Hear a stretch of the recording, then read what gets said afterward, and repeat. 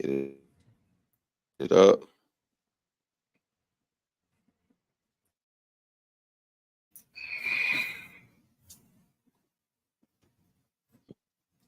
We live.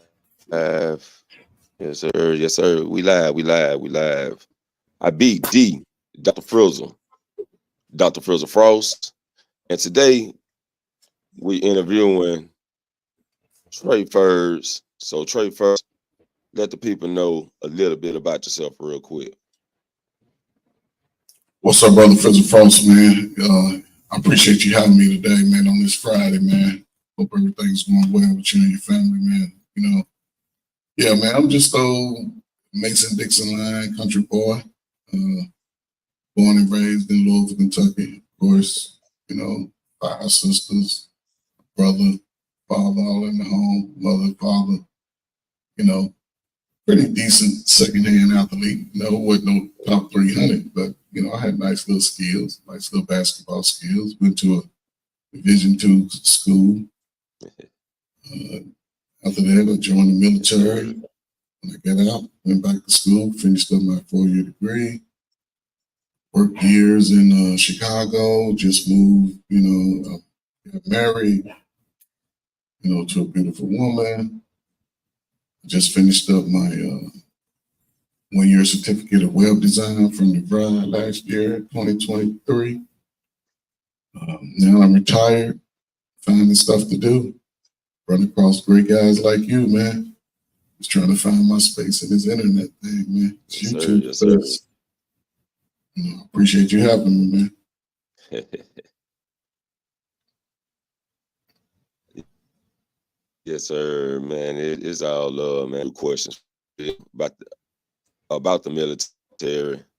So, like, what were some fun things you could say that you done while serving in the military?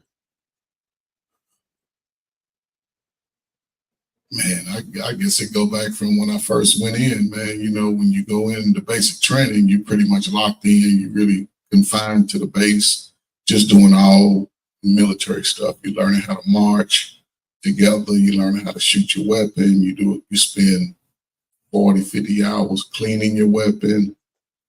Just learn how to pack your gear, how to hold your weapon, all that. You go to the range a lot.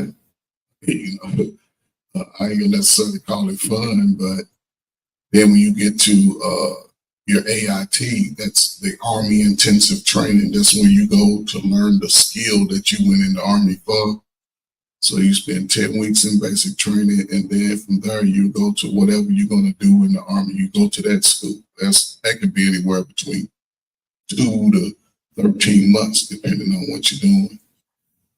We used to get out, and when you get to the AIT, you can earn weekend. Okay, everybody gets a weekend pass, but if you score above a certain number, when you do your PT test every Friday, you can leave on Friday, and then Friday, Saturday, come back Sunday, as long as you back for Monday, a call.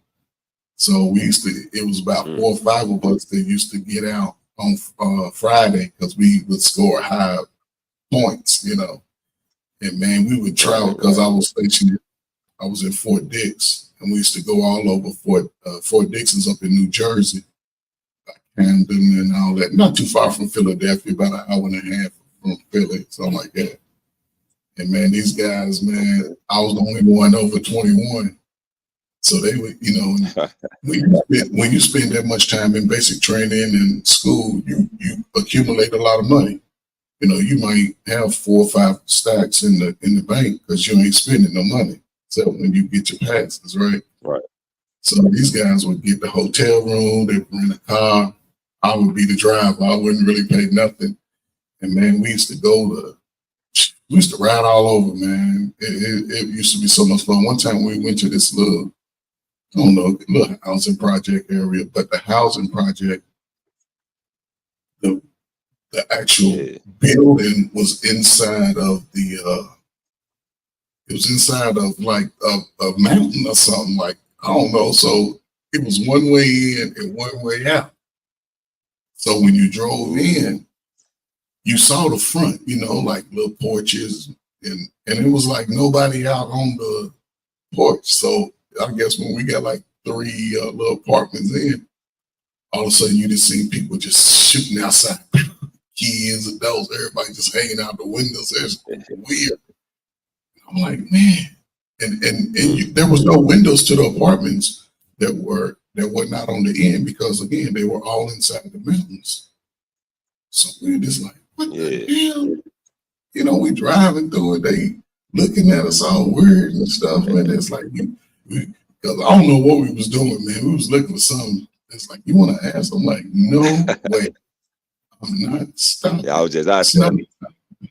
Yes. We hurry up and got out of there. I mean, we had to drive because you couldn't get out once you get in. So we had to drive all the way through. And it was a little wild experience. And then, you know, one time we was ready to go to Philadelphia. We just had to cross the bridge and everybody got scared. Like, no, man, don't go to Philadelphia.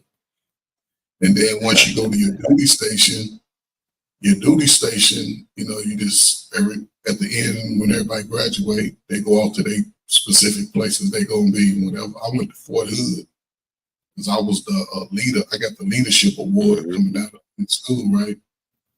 So I get to Fort Hood. There's like, we're going to Saudi Arabia. I'm like, Saudi Arabia. So within 30 days of me going to Texas, I was in Saudi Arabia. And man, that was wild. When I got to Saudi Arabia, man. You know, I mean, I had such a great experience. But I'll tell you one particular story. In my compound, well, in my unit, it was only about 30 of us that went in my unit because I worked in the replacement unit. And what that is, whenever you go to a base, they're going to house you for a little bit of time, like in like a little temporary unit. So you come, we give you housing, we put you up in a barracks. It's like at the college dorm.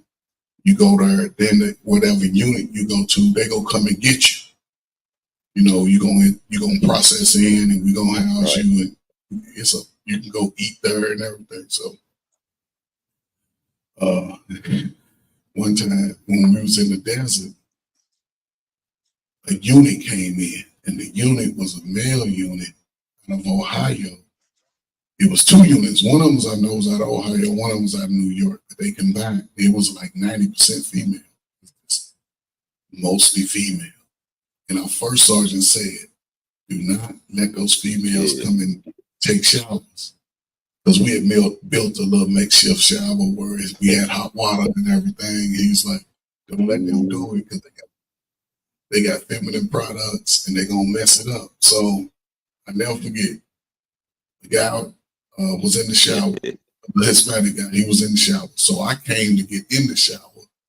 And right when I was getting in, he was getting out because it was like 3 stalls. So it was like, and he was one of them guys, he gonna do whatever they say. Right. You know, you follow orders, it ain't nothing. So when I'm in the shower, I just got in. I ain't been there a minute. I ain't even risked out, you know how you wash off, you know, just let the water run and you just try.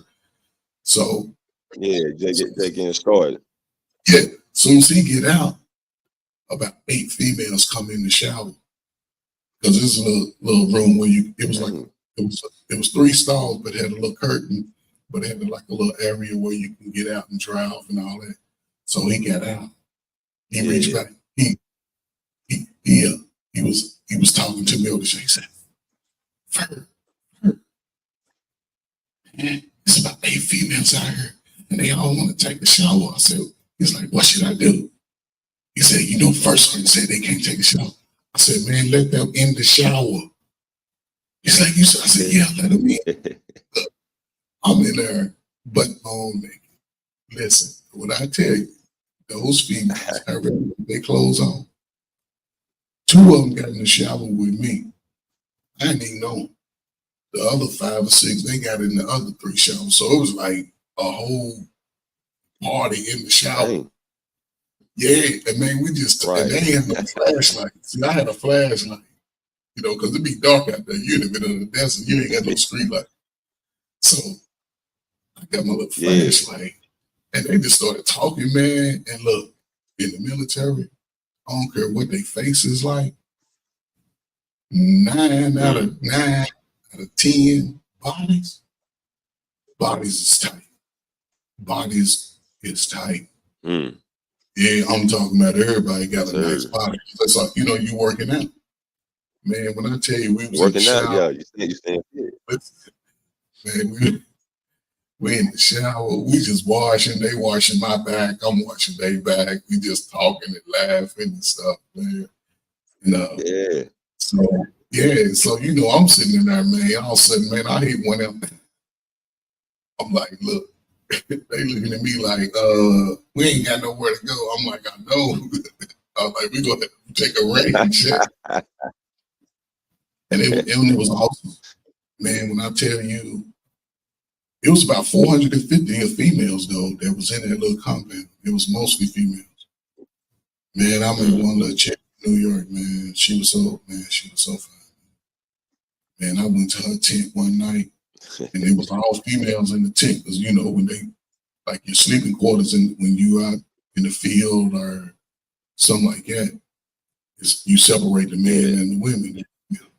Man, I went in there one night and you know, I'm fresh out of basic training, school. I'm built, you know, Right. all that testosterone done built up, man. Man, I tell you, I that's when you know when you're young, man, you just try to count the time. Man, I went in there, I went over a tent about 8:30. I never forget. And she was in a tent. And you know, we ain't have no walls. They just had like a little shadow. It's like a little poncho that they hang up, like a little, you know, you can hang up and make like a little, fake. Man, I was in there, man. Man, she was like, "What's up?" I'm like, "What's up?" Man, that's all you heard. Man, for about 3 hours.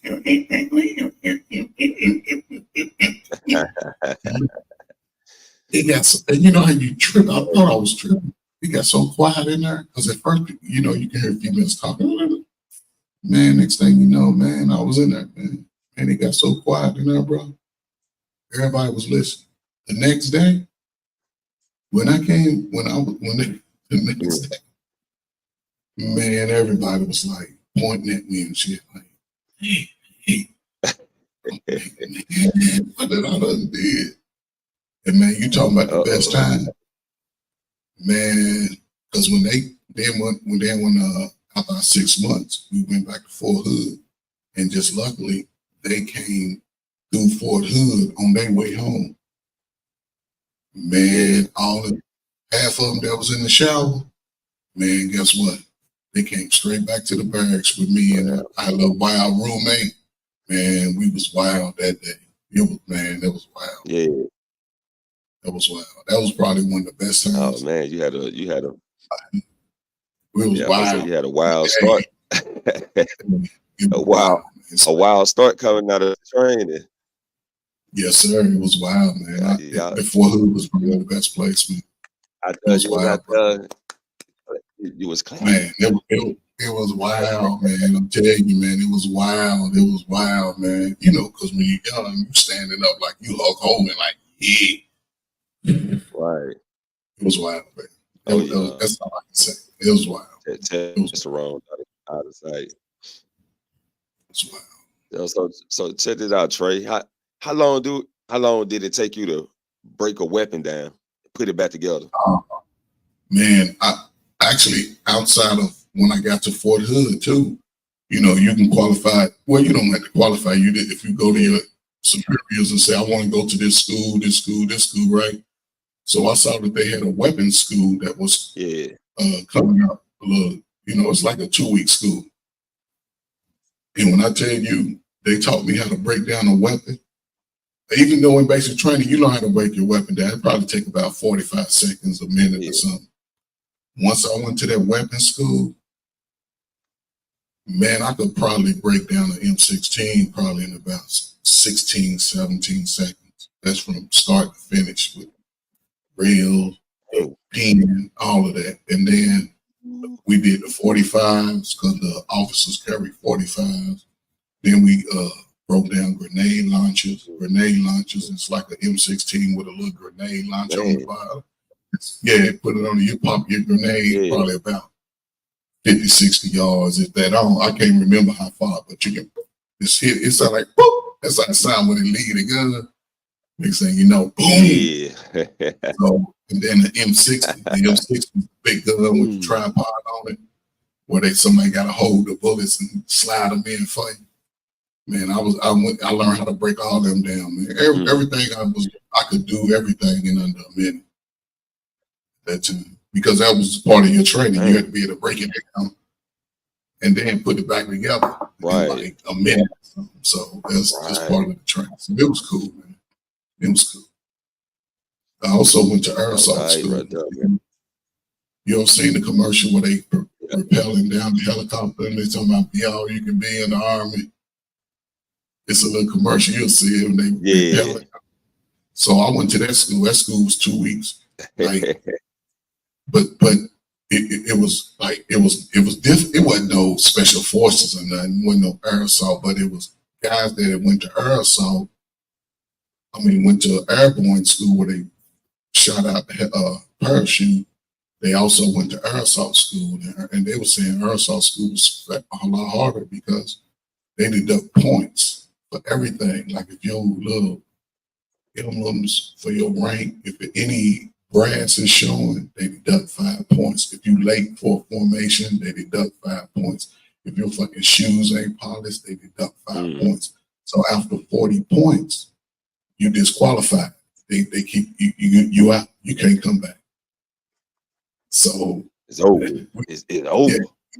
Yeah, it's over. So we was doing the obstacle course, and if you ever seen the military obstacle course, they have this thing look like a big ass ladder, big old thing, and it's just it's like 2x6s turned on the side, and you got to climb over, and the higher you go up, the farther apart they get.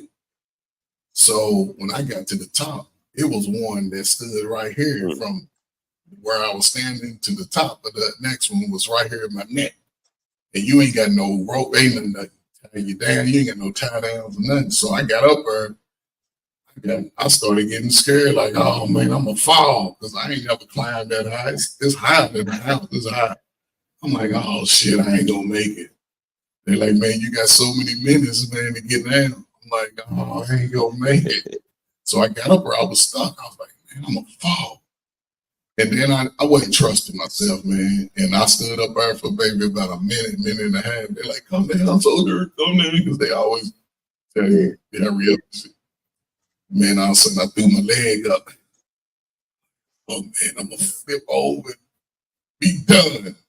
And it's crazy because once I got my body up on the plank, it was easy to just slide over, come on down, and then I came on down. It wasn't nothing after that. It was cool, man. It's a lot. There you had to do 12 miles. We had to complete 12 miles in 3 hours. And you got a 50-pound back on your rucksack on your back. And you got to have your weapon. Yeah, run around like a turtle. Yeah, I did my 12 miles in 2 hours and 40 minutes. So I had 20 minutes to spare. But it was guys that did it like 2 hours. The fastest I think was like 2 hours and 15 minutes or something. I wasn't trying to be those guys. I'm like, shit, I'm good. I got 20 minutes. So that was good, man. Yeah. That was good. Average. As long as you average, you're good. Yeah, I was gonna be yes, sir. I was trying to do 20 years. I think I was gonna do 20 years, but I just I got hurt. I ended up having back surgery when I was in the military. I got hurt in the training. And that's what sort of pushed me out. So right. So you ever parachuted? Jumped out the chopper? No, you know what I'm saying? You ever took that flight? I didn't. I mean, the aerosol is different. Aerosol, you know, you rappel, you got the rope, and you come down like. And once you learn how to rappel, man, it's fun because you come down face first like that. You know what I'm saying? You just pull the little rope, and it just stops you like. Arr! But as far as the aerosol, I didn't get to get that far because again, I got hurt. So I spent the last 2 years in the Army hurt. Profile, what they call it. Couldn't do PT. Right. So you never got a chance to get in the field. No, I mean, I did what I was. You know what the battle. I went, well, actually, when I went to the Gulf War, that was the war. But once it was over and everybody came back, I never got to pursue other schools after Air Assault and go through all that because I was hurt. I got hurt. Right. But I did. I reclassed. Once I left Fort Hood after 3 years, I went to Fort Polk, Louisiana. Down by, sort of Lake Charles down on the Gulf Coast. You probably know Lake Charles. And that's where we used to go at on Sundays and stuff down there. But Louisiana was a little different, man. Louisiana, man, I hated that. I hated Louisiana. And I made the best of it because I met a lot of good people. But as far as like where the base is located and what's around the base, not too much going on. And, it was just, so that's how I met some good friends that lived in Gulfport, Moss Point, Biloxi. I spent a lot of time in Biloxi when I was down there, Pascagoula, Van Cleve, Mobile. I've been to Mobile a few times. So, yeah, so it was, I loved it down there, man. That was some of the best times of my life because I ended up graduating from Mississippi State. So. Yeah. Okay.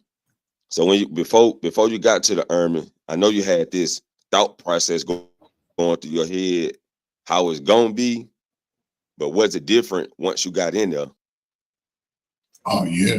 I mean, listen, I had no plans on ever joining the service. You'd have met me in high school, but my father used to be like, "Boy, you need to go to the man. You crazy? I'm not joining no service." I used to see the recruiter and run. Like, no, I'm going to college. And that's what I did. I went to college. And then when I hurt my knee, they took my scholarship. So, and I didn't want to take out no student loans at the time, which really I only owed $1,000.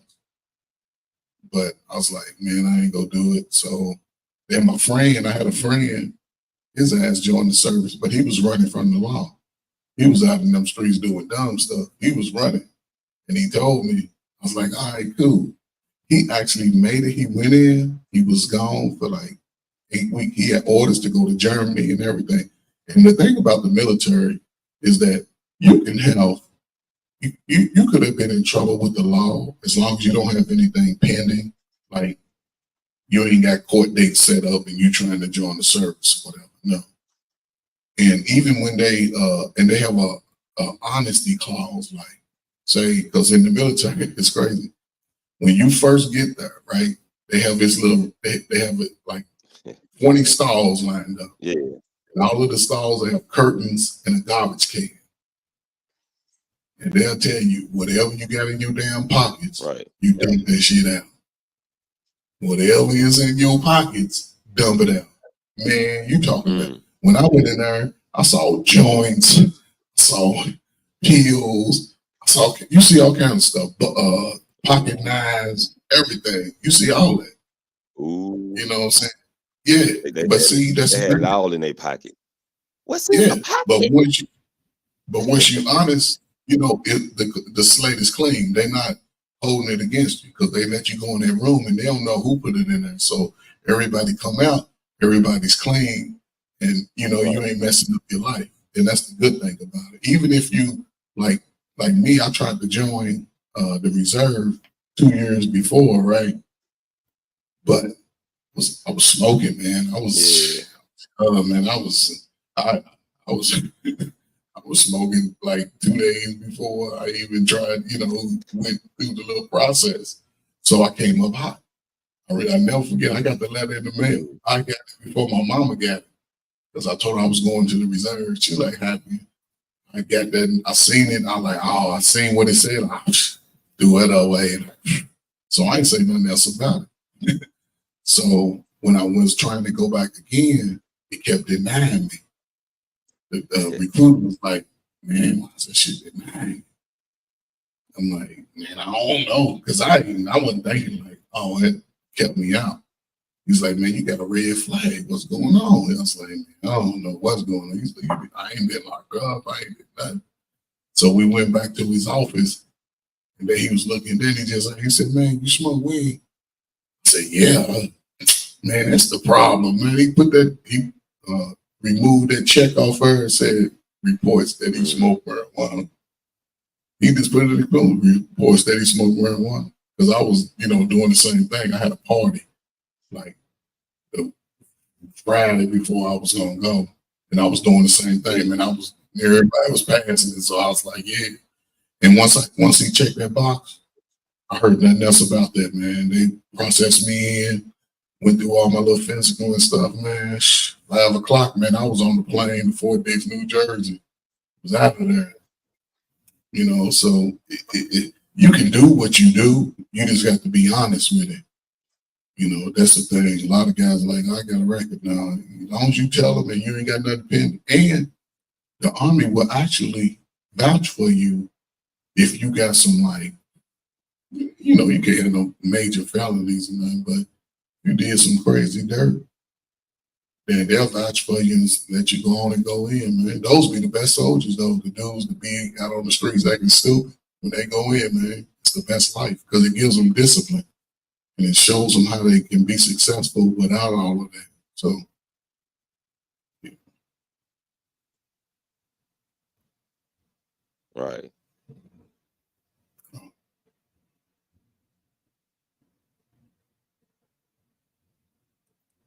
Okay, hold up for a second.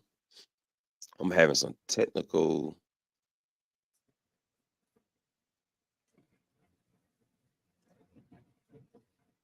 Okay, is that better? I'm back. Yeah, I can hear you. Okay. It seemed like I fell up out of there. It kept loading. Okay. I'm all right. Okay. Let me shout everybody out that came through real quick. Appreciate you coming through. 28 baby. Hi son, I see you. Run Matt, appreciate you swinging through. And what's up to 907 Good Eats? Appreciate everybody for coming through. Yes, sir. So I kind of missed them last. I kind of missed the last section of it, man. My internet is bugging right now. We just had a storm come through, so kind of bugging. No, I was just saying that when I was in what was I talking about? When I was going in, the process that they have, like even if you had some trouble with the law, as long as there's nothing pending, meaning you ain't got no court dates coming up or whatever, and if it ain't nothing too serious, you can actually have a recruiter go with you to court and let the judge know that you've joined the service and you'll be leaving next couple of weeks or whatever, and they'll pretty much commute your sentence. Like, write it off. Yeah, as long as it ain't nothing stupid, you know what I'm saying? Ain't no felony or nothing like that. Yeah, it ain't no felony, then you good. But if you lie, like the friend that I thought was, good, he had me to join, he ain't got caught. He ain't got caught selling to the police some drugs, right? So they ain't they just had him on video. So he actually was in basic training. When the warrants come out, they flew him back home. He went to court. They told him what his charges were. When he got back to the base, the captain was asking, "Man, did you do this?" And he was like, when they trying to say yeah, but they can't tell you because they can't tell you to say nothing. But they was like, he said they asked him about 10 times, "Man, did you do this?" And he kept saying no. And then the captain said, "Well, we can't do nothing to help you." And they sent him back home. And that dude, man, from that point on, man, that dude spent the next 20 years in and out of jail or prison, man. All because of that. But if he would have said, yeah, that he did it, the Army would have said, okay, he's a good soldier, no behavior problems, we're going to take care of, and he could have been on. Right. So, yeah, but he spent a lot of time, man. But he changed his life, man. He got a master's degree. He actually ended up working for the city. He was a manager of the city. You know what I'm saying? He turned his life around. That's why I don't care about dudes that complain about life and they ain't had nothing like that. This dude got 3 felonies and escaped charge while he was on the watch and ended up being a manager of the city. And now he's making almost $100,000 a year. So Hey, You can that's always change your nice. life. You can always flip it around. Always. Yes, sir. So how did your time serving like affect your mind frame of thinking? Like before you went in to after when you came out? I mean, that's a good question. When I went in, man, I was just living life as it came to me, talking to the ladies, blah, blah, blah. And I ain't worried about saving. I ain't worried about nothing. But once I got in and went to the Gulf War, my mind shifted about America because I was like, America's on something. Yes, America been, it really hit me like, damn, America's BS. Because when I was over in Saudi Arabia, man, it's beautiful over. Yeah. Everything is beautiful. I mean, ain't no crime rate like that. Every time I saw, they only drove Caprice Classics, those big body Caprice Classics, Yeah. BMW, Mercedes, and Mm-hmm. those Nissan, Datsun, Nissan pickup trucks. That's all I saw over. There was a few other cars, but that's all I saw for the most. Because I was in Riyadh. Riyadh is the capital, so you see the best of everything. Oh yeah. So when I got and I used to sit down and talk to the people that lived in the country because I was fortunate enough to be able to go downtown and be a part of, I was going to their mall. Man, their mall, every brand had its own store, if you understand what I'm saying. Like if you go to Walmart, right? Walmart Yeah. got what, 20,000 brands? Right. Over there, every brand had its own store.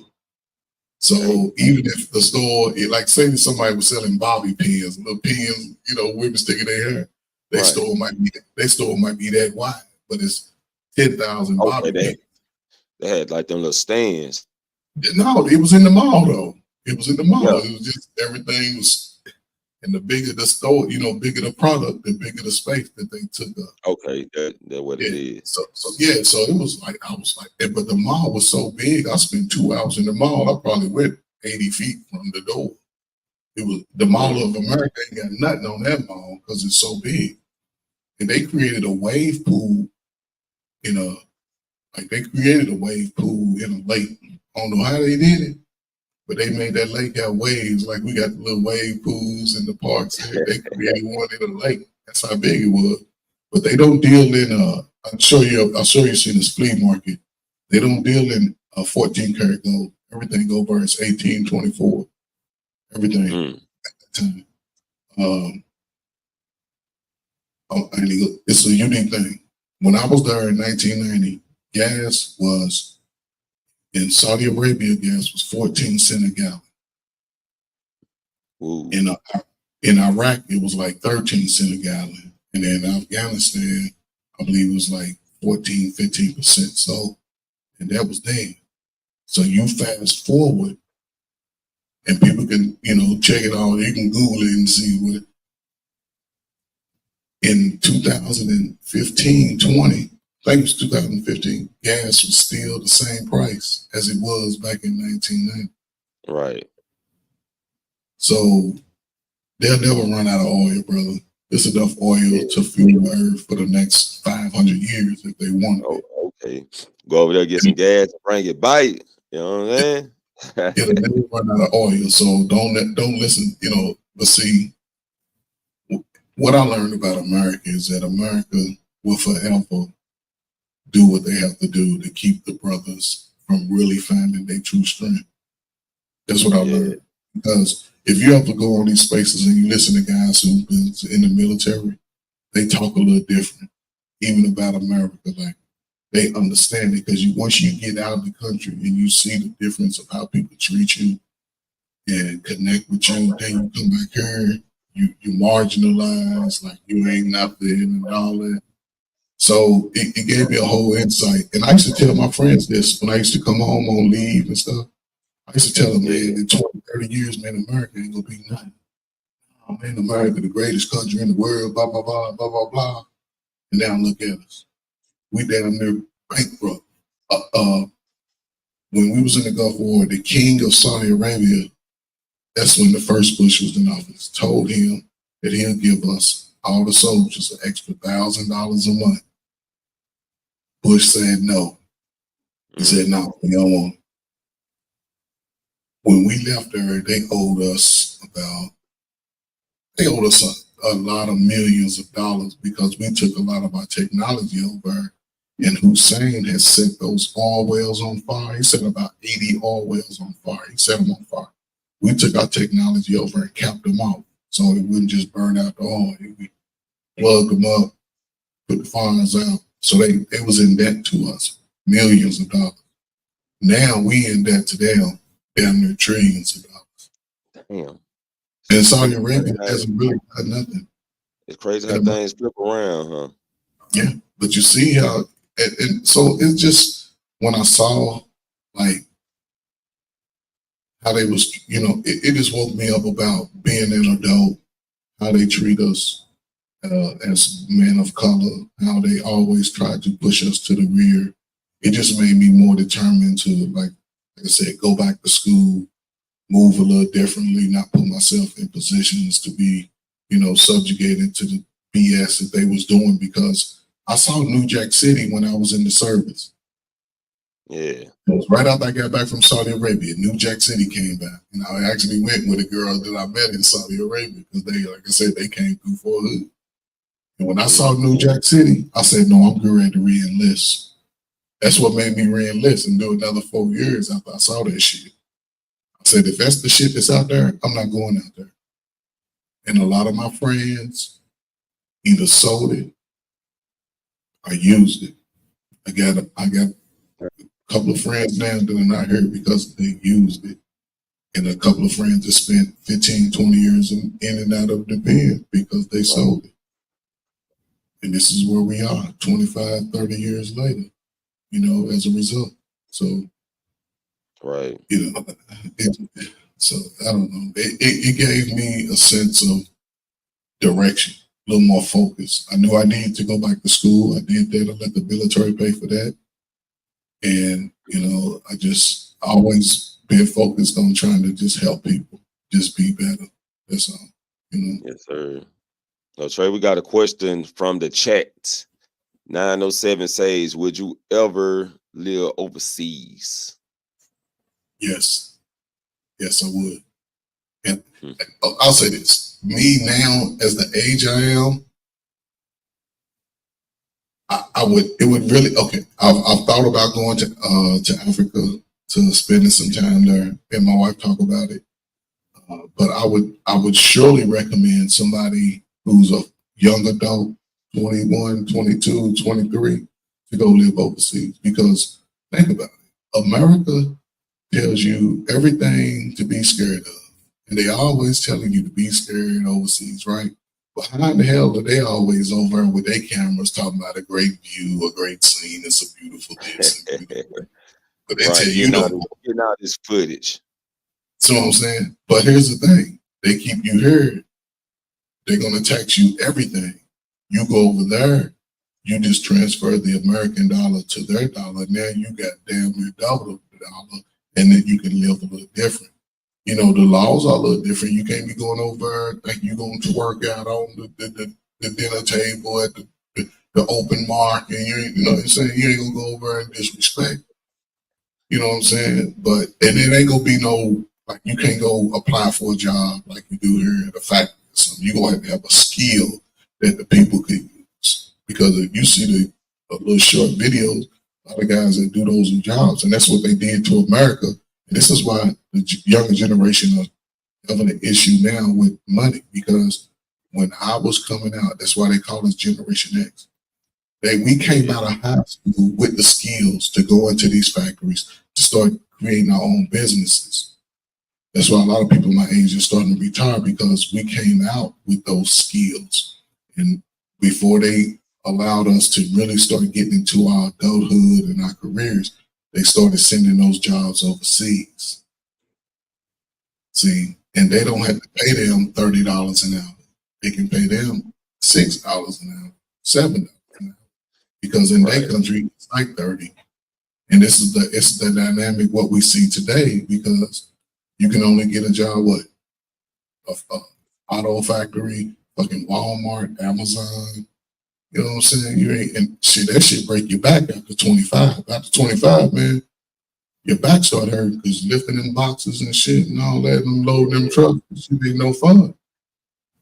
So this is where we are, man. And hell yeah, let your kids go overseas. Let them go over for a year or two. It'll change their life and change yours too. Yes, sir. So, any advice for the guys that like looking forward to going into the military? Like any heads up you can give them? Any little advice? I'll say this: if you're not sure, like say you coming out of high school, you got a child or somebody's coming out of high school, do a side by side comparison. Pull up what it would cost to go to a city college or just a college that you know. You can pull any college out the hat. Do a side by side. Say, okay, this is the cost of tuition. This is the cost of room and board. Because a lot of times the dorm room costs more than the tuition.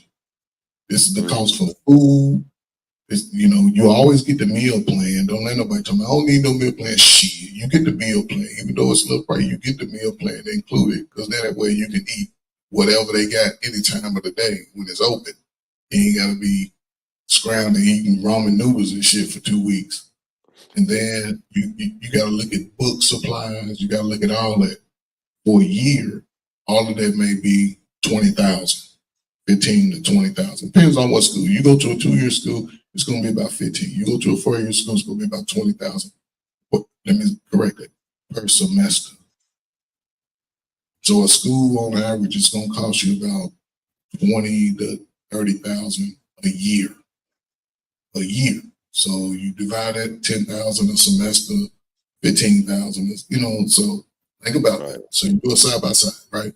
And then if they go to school 2 hours, 3 hours down the road, you got to account for gas back and forth. That's why you keep their ass in school. Tell them keep their little slow ass in school so they can study. Because most people don't study. They freshman year, they party. They try to hang out and party. That's where they go wrong. You got to set aside 3-4 hours a day, every day, to study. That's where you get it. Then by your junior, senior year, you have a little leeway. But then you're trying to graduate, so you ain't focused on that. And then you take the military. What about going into the military? Right now, the E1, and if you have JROTC while you're in high school, you're going to go in as an E2 or E3. E3 is about $1,900 a month, right?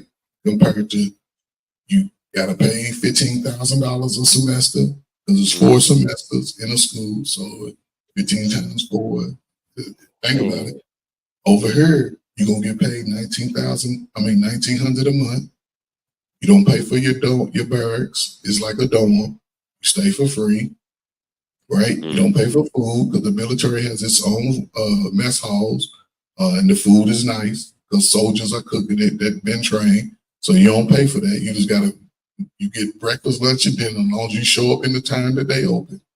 At night, you might want to go off base. You and a couple of buddies go in, get your little pizzas, but shit, that's about $10 a piece. You good. Right. Let me see what else. You got to pay for your cable. You got to get your own cable because ain't no cable. And you got to pay for your own car. So coming in college, I'm paying $15,000. Now, if I score high on the ASVAB, they're going to give me a list of jobs based on my score. The higher my score, the larger the list. I choose a good, and I always recommend choose something in there that'll translate out in the civilian world. Some guys go in to be police, which is cool, but I didn't never want to be wrestling nobody and running after. I ain't doing all that. But a fireman's a good one. Even a mechanic, because you can get out, they'll give you a business loan, open up your own shop. You can get all the nice fancy tools that they got at these big corporation, job dealers, car dealerships. You can get all that. A fireman, a radiation tech. I guess I said it right. Somebody to do when you go get the X-ray and all that. Oh, okay. Radiation examiner. Yeah, you can do all that. Man, it's about 85 jobs. Like I went the first time I went in as a cook because I was just trying to get away. I was like, shit, I'm down. I take that. I wasn't thinking. I was like, but it was cool though. I didn't cook the whole 3 years I was a cook. I used to drive because once I came back from the Gulf War, I was sort of hands off. People didn't have me doing a lot. They're like, nah, man, you good. You're a veteran. I was already a veteran, but as soon as I got back from the war, because when we got back, a lot of people got out. So they was trying to keep people in. So it's like, man, you good, man, da, da, da. And then it's a whole lot of difference. I'm going to break it down. So let's just say you go, you get your skill, fireman, electrician, plumber, carpenter, electrician, plumber, carpenter, and they all hang together. We all in the same group.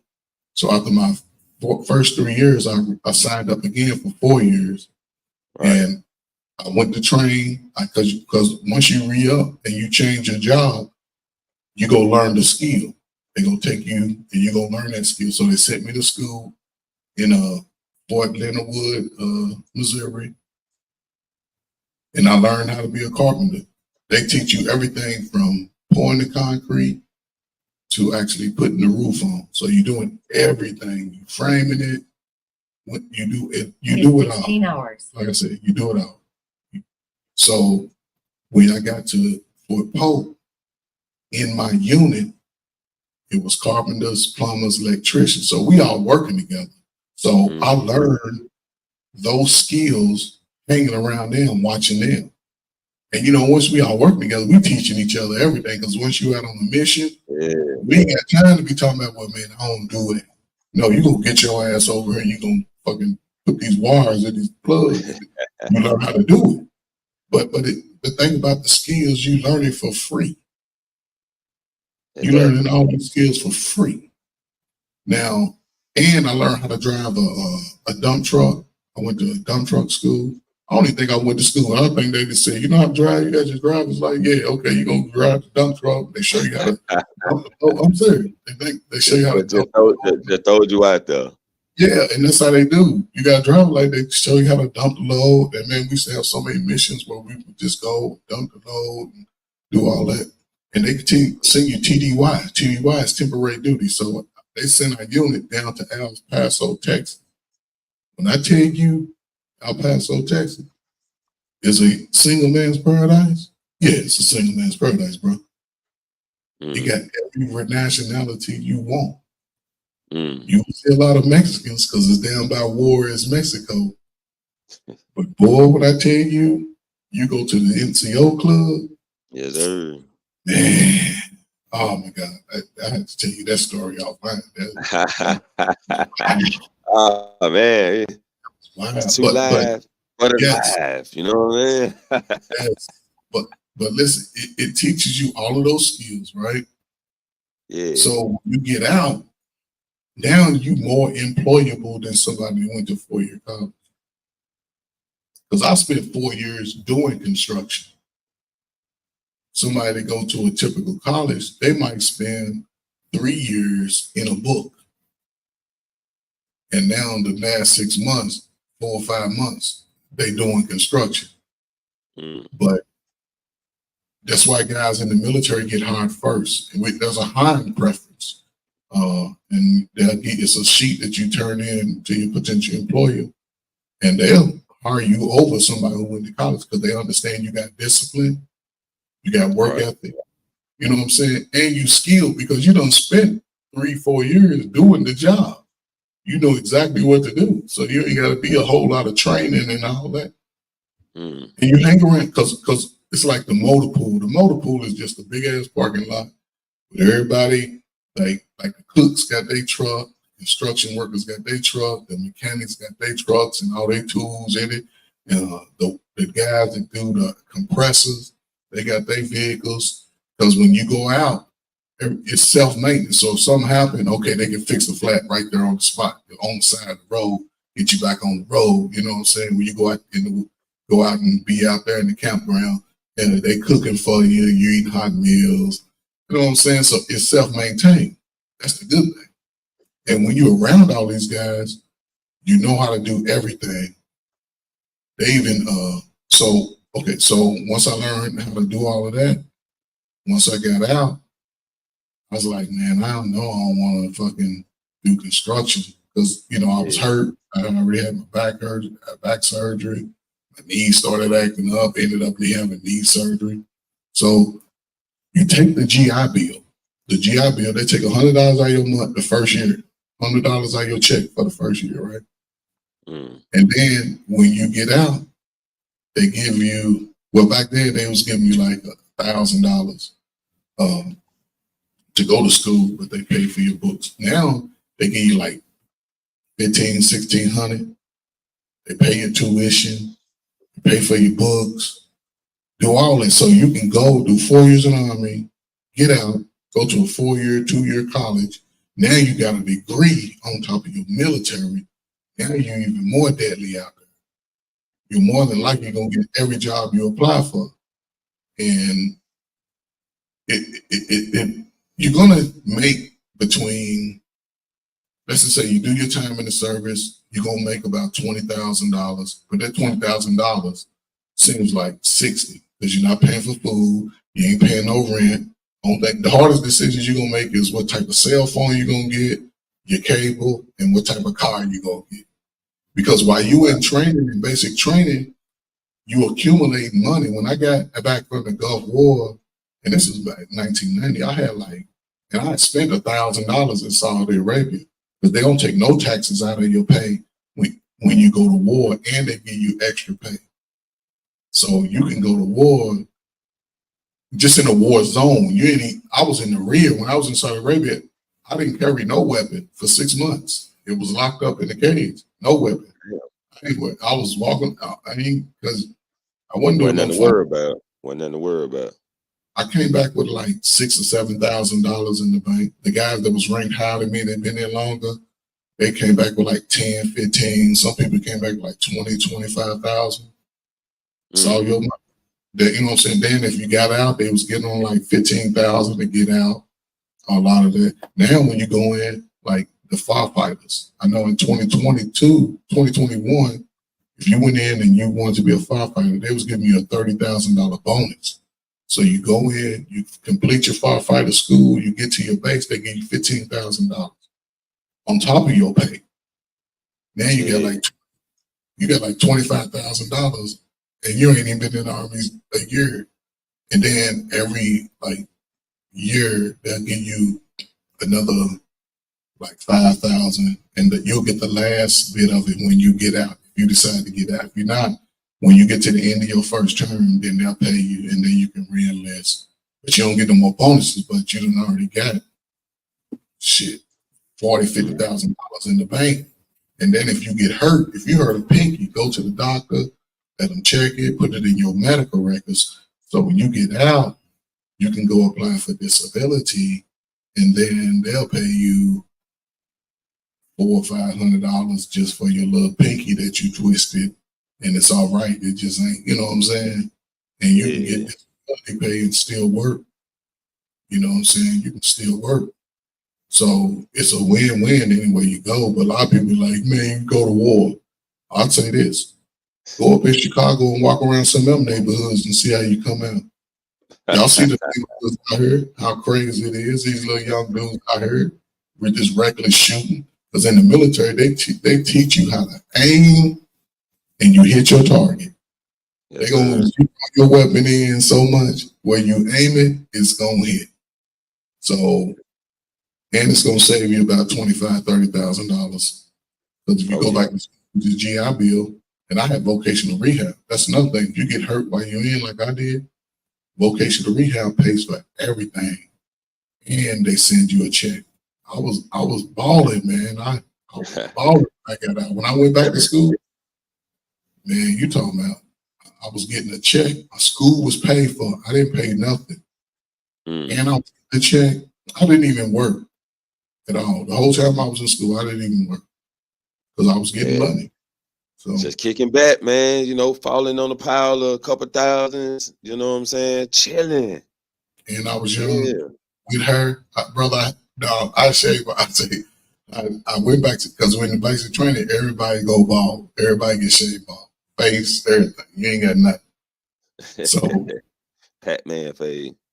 once you get to your duty station, you can grow your hair, but it has to be like a little fade or whatever. Most of you know fade. Yeah. So when I was getting out, I seen my old basic training picture. I'm like, I can do the bald head. And I actually shaved my head the same day I got out of the military. I've been bald since 1997. That's when I shaved. And I had nice little gray hair. I just like, I'm different. Yeah. I'm changing. My life is different. It's been it. My stock went up 40% when I shaved my head. Ain't nothing wrong with that, man. And I was in shape. The hunters was on it, man. They was on it, man. I was fighting them off. I ain't have no gray in my beard. It was rough out there. That sound, excuse me. It sounds like that's a nice little like something for kids to think about once they get out of school. And instead of going to college and paying all this, you can go over here and make all that. So yeah, it sounds like a good option, man. I ain't never thought, nobody never put it like that. While we was they always like talked about going to war. That's the first thing they say.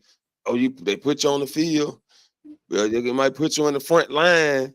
You know what I'm saying? Like, and now when I think about it, I'm like, man, you know what? I probably would better off going there than sitting here battling y'all musty jokers out here in the streets. Yes.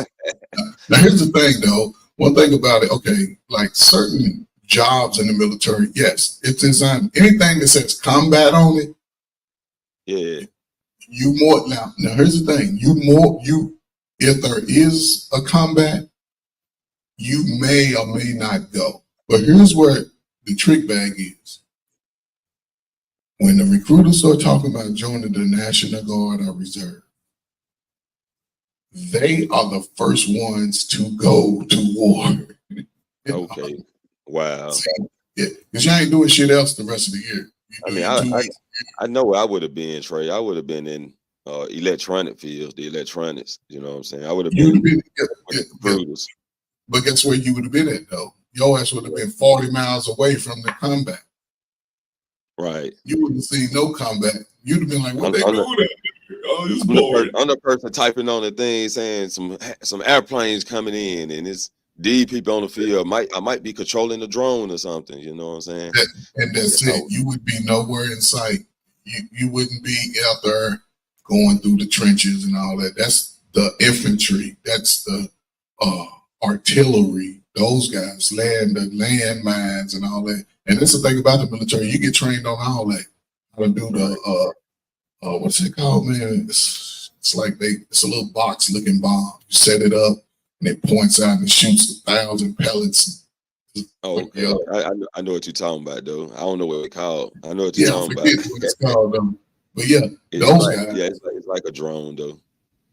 No, it's in the ground. You set it on the ground. It almost looks like you can control it though, right? Like you can control it with a remote.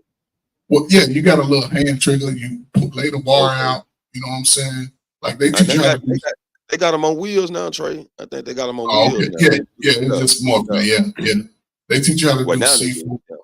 Yeah, we was working with C4. We was exploding, and you don't just set it up. You explode that shit. You know what I'm saying? It's fun, man. You go to a live range. Yeah. You learn how to throw grenades. You know, they tell you to throw it like that, but shit, you out there, you trying to, and everything's live. Everything's live. They take you out on the range and they'll let you see everything. 50 caliber, that was probably it's like a big gun on top of the tank, man. The bullets like that long, man. Put a hole in it, about that big. Yeah. But yeah, everything, man, everything that they do in the military, what's the good thing is hands-on. And the way they train you is, say today, like we would have been in the classroom this morning. You've been reading up on it, how to break it down. And then the whole afternoon after lunch, guess where we at? We actually doing what we just read. Right. And if you can't get it right, they're going to go back, they're going to train you some more, and then they're going to take you back out. and let you try it again until you pass. So they don't really let you fail. Now, after about 20 times, they be like, man, your ass just done. You ain't like, and that's how they gonna talk to you. Drill sergeants are the drill sergeants are, they seem cruel, but they the coolest ones, man. Because towards the end, you know, they like, man, hey, you've heard, man, wherever you at, man, look us up, man, we're gonna come, man, we're gonna kick you, we're gonna do whatever. You know, but in training, man, they're like, man, I'll fuck you up, man. Like, man, I kick shit out of you. Because I had some drill sergeants, these motherfuckers was in that old martial arts here. They used to be like, come on, let's go in the woods so I can fuck you up. I'd be like, no, Oh man, son, why you doing that? Man, you look like you want to fight. No, not me, man. No, not me, man. But I did have to choke somebody out, though, one time. oh man. Choke his ass out. He picked me out. How you going to pick me out? I play football, man, and I wrestled in the streets, man. I don't do all that old. So we was cleaning our weapons in a room. It's a big old auditorium room. We just sitting there because you clean your weapons 4 or 5 hours. You just sitting there. You like, damn, how much I can clean this shit. So after about a couple of times, you smart. You like, because when they say, okay, they tell you once it's clean, bring it up here, we'll inspect it. So motherfuckers clean that shit in 30 minutes. They run up there, be like, no, it ain't clean. So you figure that shit out. Like, hold on, I'm just gonna sit here for these 4 hours and talk, clean, talk, shit, clean. And then at the end, you gotta take it up anyway. They know they're motherfucking clean. So one day the drill sergeant's like, I'm gonna let y'all have a little fun today. I'm gonna let y'all wrestle. Everybody want to wrestle. This one motherfucker, he been over working out, lifting weights and shit.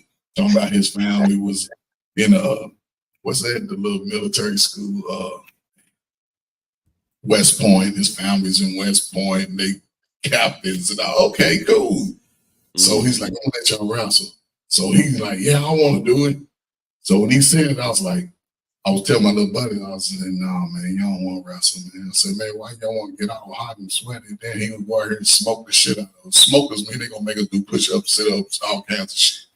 So I was like, no, man, I don't do it. Man, he gonna say, who you want to wrestle? I'm like holding down. I ain't even looking at him. I'm holding my head down like I ain't even want. He gonna say I want Ferguson. Man, no, you don't. I said, man, no. That's the first thing I said. I said, no, man, I don't want to do it, man. Ferguson, get out of here. Man, just sorry, no, please get out of here. Man, we get out there, man. He gonna come up with that old high school shit, man. He went for my leg and my strength. I play football. I know how to spread my leg. Man, when I tell you, I put that dude in the chokehold. I locked that little pit bull left arm on his ass. And the only thing I did was just the same shit that they do now and just wrapped it around his body. Man, I got those yanking his head up like that. Man, that dude almost passed out, man. We ain't never wrestle again. It was over. He ain't never break it up again. The drilling like, nah, man, you almost killed that boy. I said, man, I told you I ain't want to wrestle. I wrestle in the streets, man. I don't do all that old high shit. We don't do that plan. Soon we can get it over with. We getting it over with. And that's how I did it, man. It was funny too, man, because I hit that motherfucker. He went that up. I don't know what made him go for my legs, man. I'm like, I just locked that shit in. Almost fucked his neck up, man. He could have ended his whole career. Wow. Calling you out. Almost ended his own career. I was like, not me. Not me. Man, you ain't had nothing, man, in weeks, man. You ain't had no drink. You ain't had nothing in your system. You ain't doing nothing but exercise and push up. Oh, yeah. Man, you doing 1,000, 2,000 push-ups a day, 1,000, 2,000 sit-ups a day, running 5 to 7 miles a day. Come on, man. I'm already frustrated over here, man. Don't do me. That was the perfect thing to let out some frustration. Yeah. And it's one more thing about the military that guys don't like. You got guys that want to play sports and may want to continue the sports. You can go to West Point, and West Point is free. It don't cost you nothing. You just got to fill out an extensive application. But you can go play football. You can go play football and still get your little military pay. The only difference is you got to, once you play 4 years of sports, you got to do 4 years in regular army. So you do 8 years in the service. But those guys coming out of West Point, man, those guys are making $140,000 to $160,000 coming out of school. Right. 26, 27 years old. So why not? So that's better than 8 years working a 9 to 5. Yes, sir. And they getting paid like that too. because I was working in education. And I used to have to go to those sessions, and I used to always ask them, man, how much can you make? And then on the low end, you may make 120. On the high end, you can make 170, 180. So about average 130. I'm like, but a lot of guys are afraid, man. They rather stay out on the streets, man. And that's the problem. So, because everybody ages out. At some point, you age out. At about 35, you ain't really started a no work process. You really setting yourself up for fame, especially for a brother, because your Social Security is paid forward. You put in the work that you're gonna get when it's time for you to get it. But if you don't put in that work, shit, they might and don't have no child out of wedlock. That's what I say. Now, if you have a child, let's say you have a child while you're in the service, they're gonna pay you.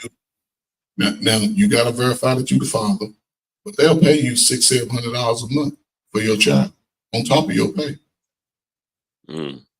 So whatever your child support is, right? Whatever your child support is, it won't even affect your check. You can just pay the little $400 a month and still make a little $100. And another thing, if you go to school in certain states, and that's why you got to look at the laws or the rules of each state. Say, in some states, if you join the service out of that state and you get an honorable discharge when you get out, your children can go to college for free, any state school for free. They can still get all the financial aid. They can still apply for 1,000 scholarships. There's no limit on scholarships. You can apply for 500 scholarships and get $500,000 worth of scholarships, and all that's coming back. Because again, the school is free, so you're gonna get all that money. But again, not a lot of brothers do it. I wish brothers would just fill that shit up, man. Get that free knowledge, get that free skill. Take a skill that you can transfer when you get out. Do your little time, shut the hell up. You know what I'm saying? Don't do nothing stupid while you're in there. I know two guys, man. One of them was 19, one of them was 20. So it was a white guy and a black guy. They became friends once they got to the base because they ain't know each other. They hadn't been there long. They go home to the white, and the white guy had a sawed-off shot. He had a sawed-off shotgun, right? So they go to the white guy's hometown. Why they try to rob a bank in there when they was at his hometown?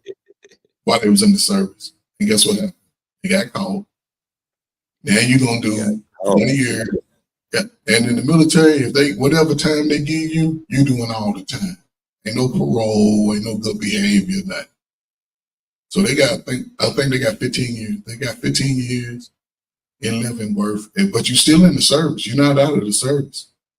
So you getting up at 4:30, fucking breaking rocks till 5 o'clock, and then your ass do the same thing every day. Move this pile of rocks to that pile of rocks. That's it. And then you still get out. You get a dishonorable discharge. You can't get the benefits. And this is where you see, like, if you see veterans, guys that say they veterans and they're not getting the help that they say they should be getting, the first question you should ask them is, did you get an honorable discharge? Right. Because if they get a dishonorable discharge, they can't get no benefits. Over with. And it's over with. Because you really, man, it's just like if you ever play sports and the coach yell at you a little bit, that's all it is, man. Extreme football practice, basketball practice. That's all it is, man. Because once you get to your basic training is probably the hardest thing you do. Because they always on your head. They wake you up at 4:30. You better have your room clean. Because everybody in the room, it's usually 8 to 10 of y'all in one room, right? Everybody's stuff gotta be uniform.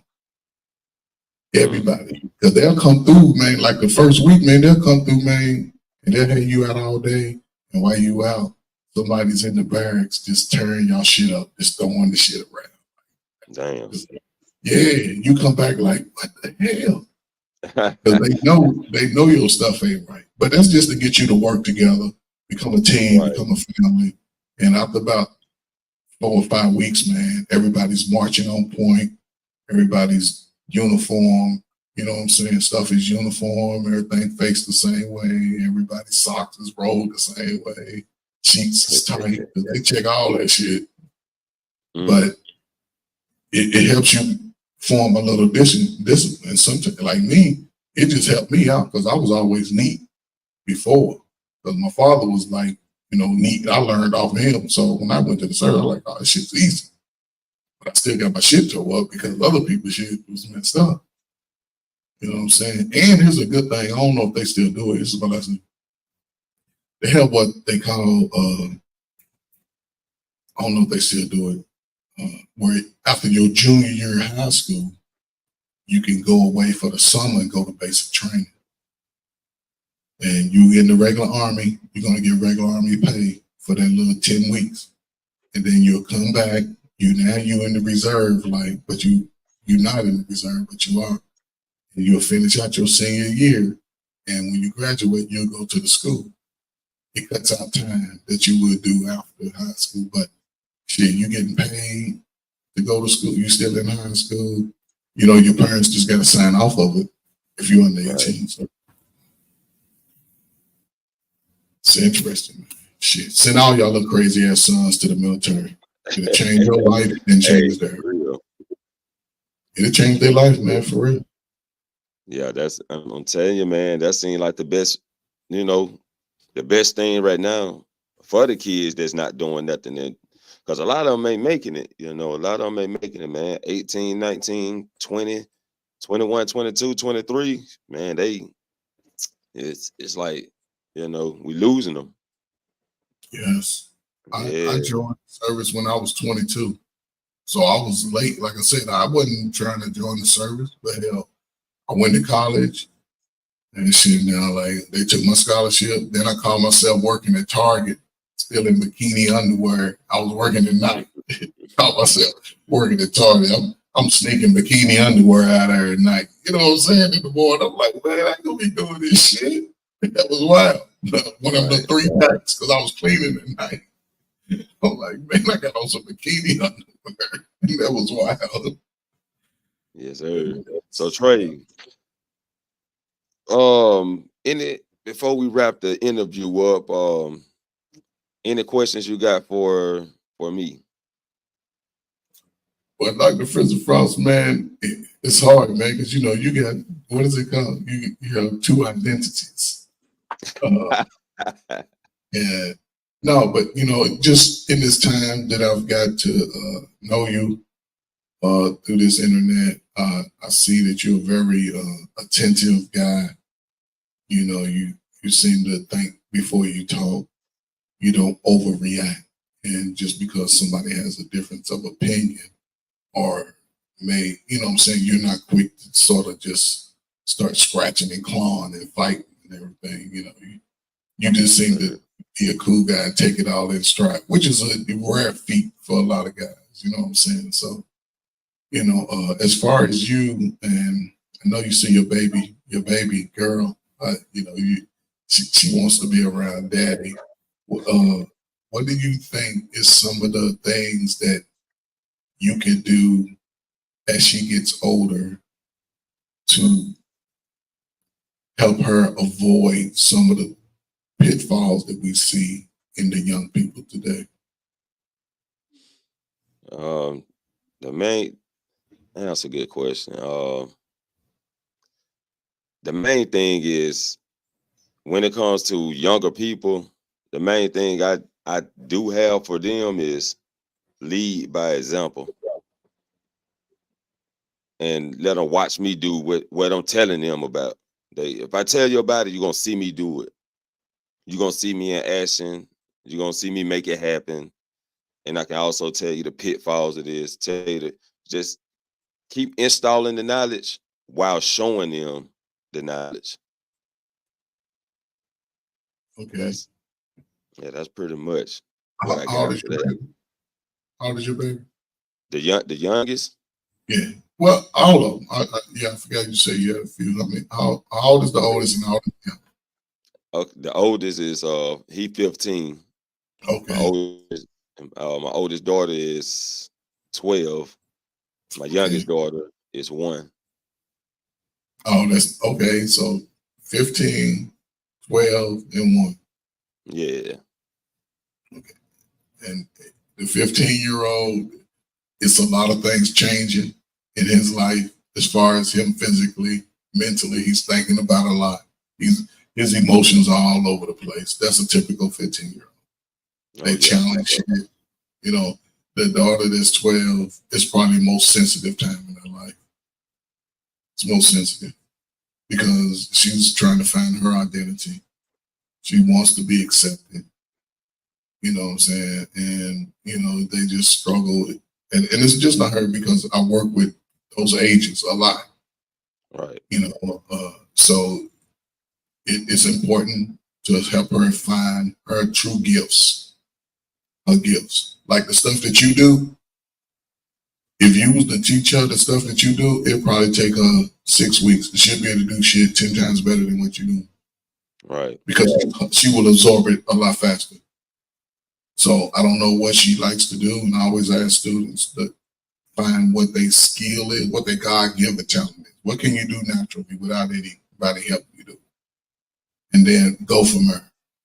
Right. And I've always told people to find that first, and then build off of that. Do it every day. Once you find that gift, do it every day, so it can develop into something that is second nature. And I, you know, I have a daughter. She's 30 something now, and shit, I told her when she was 6 years old, you had to figure out something to do because I don't believe. And I may have been cruel, but you don't believe in fat children. And she ended up being a cheerleader. She was a national champion cheerlead tumbler her junior year, and she was all state her senior year. So I just always felt like you give them the directions. And again, this was after me going to the military. I became more focused. Like I need to have certain things. Even my oldest son, like you got to do what you have to do. I'm not gonna have any excuses. You don't have to thank me today. You'll thank me later. And now in these spaces that we see, how the outcome is when we don't have the father giving a sense of direction to our children. They get caught up in this chaos that's out here. So commend you, man. Just keep pushing them and thriving them. Bring them to this space, man. Like, you know, let them see. They know what I do. Yeah. They know my channels and all that. They'll slide through every now and then, but you know, be silent most of the time. And yeah, so I mean my daughter, she do like keyboard. She play the keyboard. You know, I play music ever since they were a little baby. They watch me make beats and all that. And she a musician. She can write songs her own self. And That's talent. she just trying to find her right niche. She performing and stuff too. Like when the school have events, Yeah. she'll perform. She perform. I had a performance since she was 5 years old. So yeah, Okay. man, yeah, get them out there. So everything I did pretty much that was like you know my boys, my stepson, he was shooting my videos for me. You know, Oh, okay. he was recording the videos. No, he's 16, gonna be 17. But he actually had a job for the school recording football games. Okay. Yeah, and yeah, so he finding his niche right now, seeing what he want Okay. to actually playing his foot at. So man, I got him started early. Yeah, that's good. My son, he just think everything about the streets is cool right now. You know, he think the celebrity stuff is cool. You know, and Yeah. the saggy pants. You know what I'm saying? Yeah, Talking, it's an age, man. yeah. Like I said, it's a lot going on, man. They like girls. They want to be in the it spot. They want to be cool. They want to be Yeah, accepted. my stepson, they like that. He skipped it. You see what I'm saying? Like he skipped all Mhm. it. I mean, he was just learning. Basically, he was learning. He had his, you know, he had his yin and yangs, but he wasn't no, oh, I'm finna get out here in the streets and be a gangster. He wasn't that type that I'm finna walk around with my pants down tight. He wasn't that type that I'm finna go bully somebody. He wasn't that type. But my son is, you know what I'm saying? My stepson didn't. My stepson actually was just like, okay, I'm reacting. I react on how I was raised, you know, in the same household with his mom. I react on how I see things, but but my daddy telling me something different. So, Mm, but what I'm seeing what my daddy telling me, and I'm acknowledging it and coming to myself. You know what I'm saying? So it's okay. so, but my son though, I don't know what it is, man. I'm gonna have to put him in Your a box, son, and I'm gonna have to but put him in a box. You know what I'm saying? He gonna wake up out that box, and he gonna be in the military field. You know? but but here's the thing, Dr. Frizzle Frost. He is who you were when you were young. You think so? I don't think Yes, so, cause sir. Okay, I'm uh, just saying. Listen, I don't listen, think bro. so. I think he the opposite of me, because But did you I say didn't he was bother a nobody. routine? Look, I didn't bother nobody. He bothered people. Right. I got bullied on. I had bullies that they were bullying me. Now he the bully.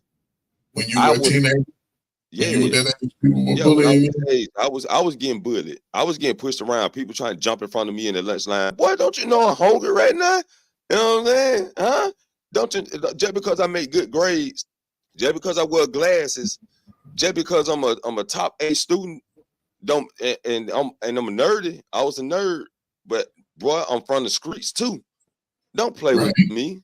You know what I'm saying? So I didn't bother nobody unless I was bothered. You know what I'm saying? So Right. I mainly spent my time defending myself. Okay. So yeah, so my son, the opposite of me. You know what I'm saying? I wanted to be the top notch student. He wanted to be the funny guy. And you know what I'm Okay. saying? I took a classroom and the teacher was like, we gonna have this event. I don't know what we're gonna. I said, shit, I know what we're gonna do. We're gonna do a talent show. And we're gonna do this, we're gonna do that. This how we're gonna do it. And the teacher was like, just standing on her mouth, like, yeah, this is what we about to do. And we did the talent show, and I was like pretty much directing that mother. I mean, I was directing it from behind the scene, though. I didn't want to. I let her get the shine for it, but I was So directing it you had behind the scenes. leadership. See, you had leadership qualities early, huh? Yeah, yeah, That's a hell of a talent, man, to have when you're that young, and to not fall victim to being bullied, being harassed when you're young. Some guys give in. A lot of people give in. They become what they get. You yeah. defy that. So that's a big honor to you. You know what I'm saying? That's something to hold your head up high for. Yes, sir. You know, hopefully your son turned it around, man. Just stay consistent in Oh what you yeah, man. I do. stay on, man. I stay on him. I stay talking to him. Whether he listen or not, I'm gonna say what I got to say. Yeah, you'll see one day. One day they're like, "Bubba, come on." 107 Goodies asked this question. Say, bro, what content do you have lined up for your channel? You know what? I don't even know yet. I'm still just enjoying life and coming on people's channels. I have to come up with I some like. good thing. I mean, you got it going on because like you ain't really. I mean, just by you appearing on shows from here to there and you sharing the same content where you at to your space. I mean, you still dropping content. You know. Yeah. Maybe she can give me some ideas based off, what I've said and me running my mouth sometimes. So I'm open. I'm still, writing stuff down, and I'm gonna be making a transition within the next 3 months. You know, so me and my wife got some opportunities. So where I'm at currently, which is my home, uh, it may change for a little bit. We got an opportunity to move around and take advantage of a great opportunity. So you may see something different. And my background may be different. And I ain't gonna tell y'all what it is yet. Maybe let's see what they say. May. So by June, I'm gonna drop something before June, but by June my whole surroundings is gonna change from where I'm at. It's gonna be a beautiful place too. Okay. So if you ever get a chance to come there, I'll let y'all know once I'm married. Then you're gonna be like, yeah, I'm coming. I ain't gonna tell y'all where I'm going, but it's a beautiful opportunity. Yeah. Yeah. Until then, 907, guess where I'm gonna be up? I'm gonna be popping up on your channel. Harassing you. Yes, sir. So you out here. You out here. So we Yes, sir. about to get ready to wrap the interview up. Um, if anybody want to come, I drop the link in the chat. We'll stick around for like another 30 minutes. And but I'm gonna end the interview with the outro, but we still gonna be here for the after show. You know what I'm saying? So salute to everybody that came through. Let me run y'all down real quick. We had 28 baby came through. You can't. My thing keep messing up. All right, we had 28 baby came through. Shouts out Hassan, Tahir, Run the Matt came through. Shouts out to you, brother. 907 Good Eats. Randy. Appreciate y'all coming through.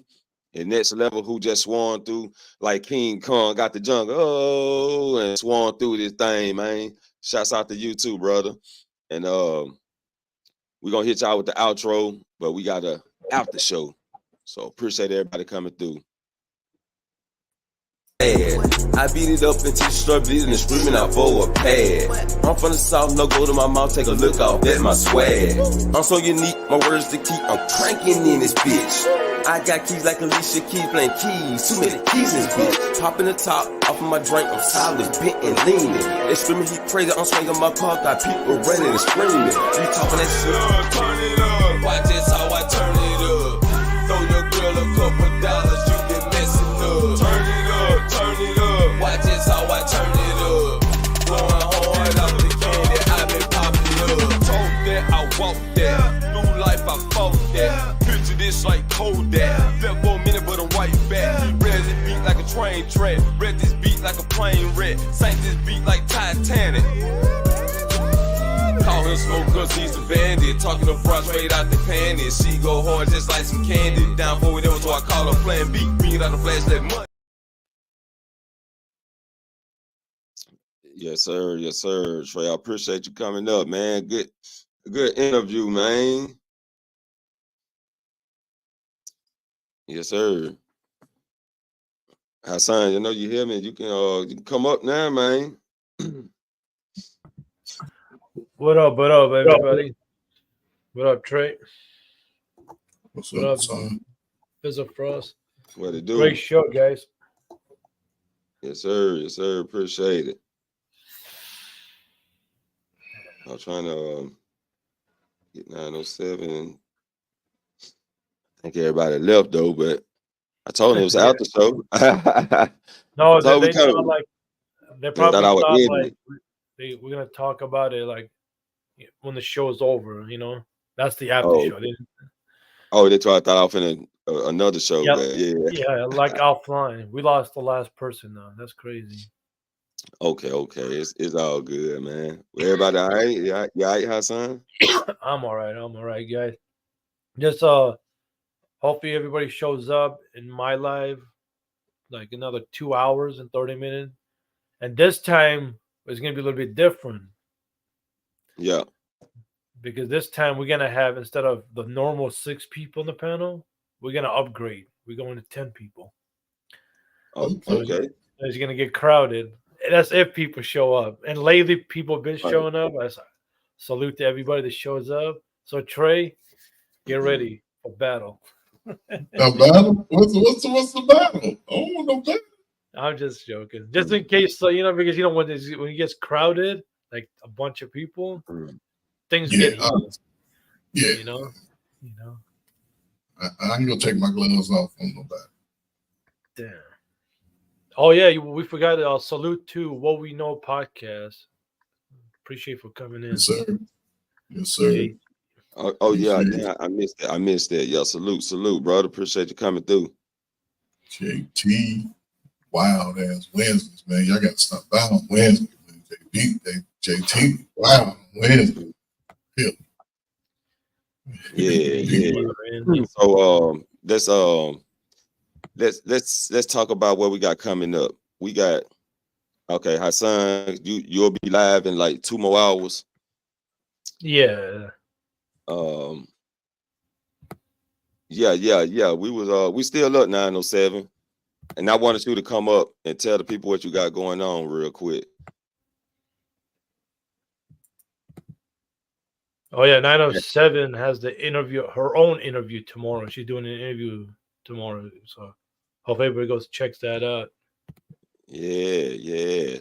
That's gonna be live, man. That's gonna be live. It's gonna be real good too. Can't wait for it. And these interviews are gonna be great. And hopefully next week, guys, check out the Ron Mack interview over here. Once everything Yeah. gets settled. Ryan Mack will be over for the interview next Friday. Hassan back in the action. You know what I'm saying? Make sure y'all go over there, subscribe.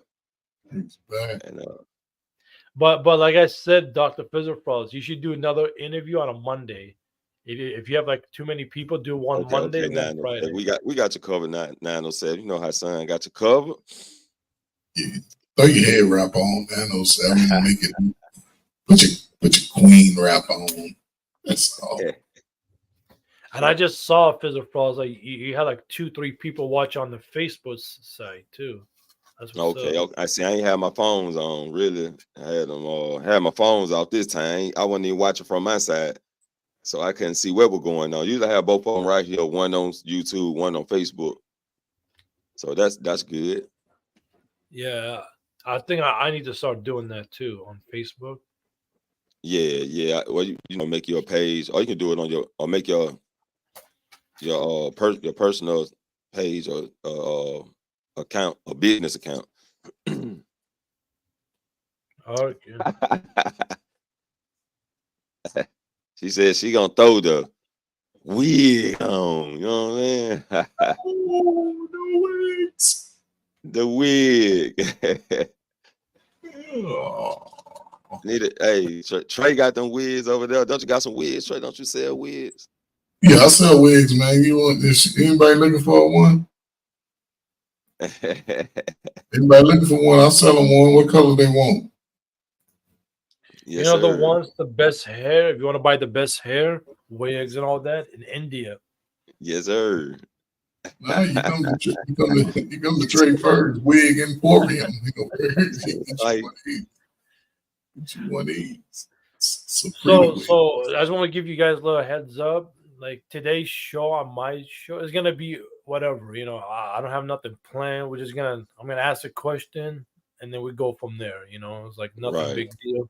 Hopefully, I find a video that we can react to. If I don't, we're just gonna. Oh yeah, and then when you guys see the link in the chat, just click it, come right up. You know, it's all good. I Yes, prefer sir. somebody up there just in case. Dr. Fino, you know what's up.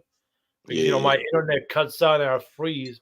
So I'd rather have somebody there continue talking than it'll be an empty, you know, no one's there. So Right. I'm gonna put it right in the chat. So even though I'm not live, just click the link and come on up. You know, it's all Right. good. That what's up. Yeah, so we got Hassan in about another hour or two. Well, yeah. I'm gonna go grab some money. So by the time I get back, you should be set up and ready. And Yeah. got 907 good eats tomorrow.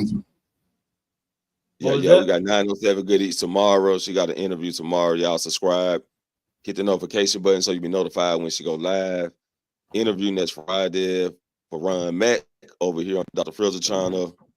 You know, Thursdays we come through and tell a little night story. So hit the notification button. Be notified. All right, go ahead, Trey.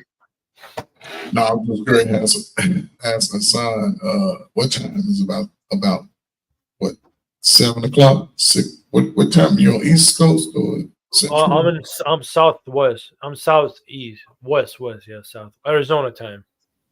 Oh, so you like what? It's right now. It's about what 2:47 your time. Yep. So I should go live my time like 5:30. So okay, 7:30. I'm Eastern. Yeah, so it'd be 7:30 your time, and you should be 6 o'clock or 6:30 your time for the Frost. Right. And 7:30. Hassan, man, I'm gonna be close, man. We're going to sort of, you know, get together, man, and get something to eat, man, later on in the summer, man. All right. I'm trying to get out of the summer. You know how hot it is over here? Hey, I'm gonna be close, man. I'm gonna be close. I ain't gonna tell you where I'm gonna be at, but you're gonna like me wherever I'm at. Yeah, Yes, sir. It's like, and a hey, good opportunity, man. Trey, you know who else is here as well? What's that? A good friend, Papi Blanco is also here. Oh yeah, let him come on, man. Okay, yeah, he can come too. We can chop it up, yeah. We can debate about it.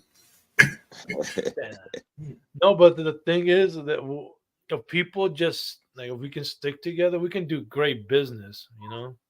Great business.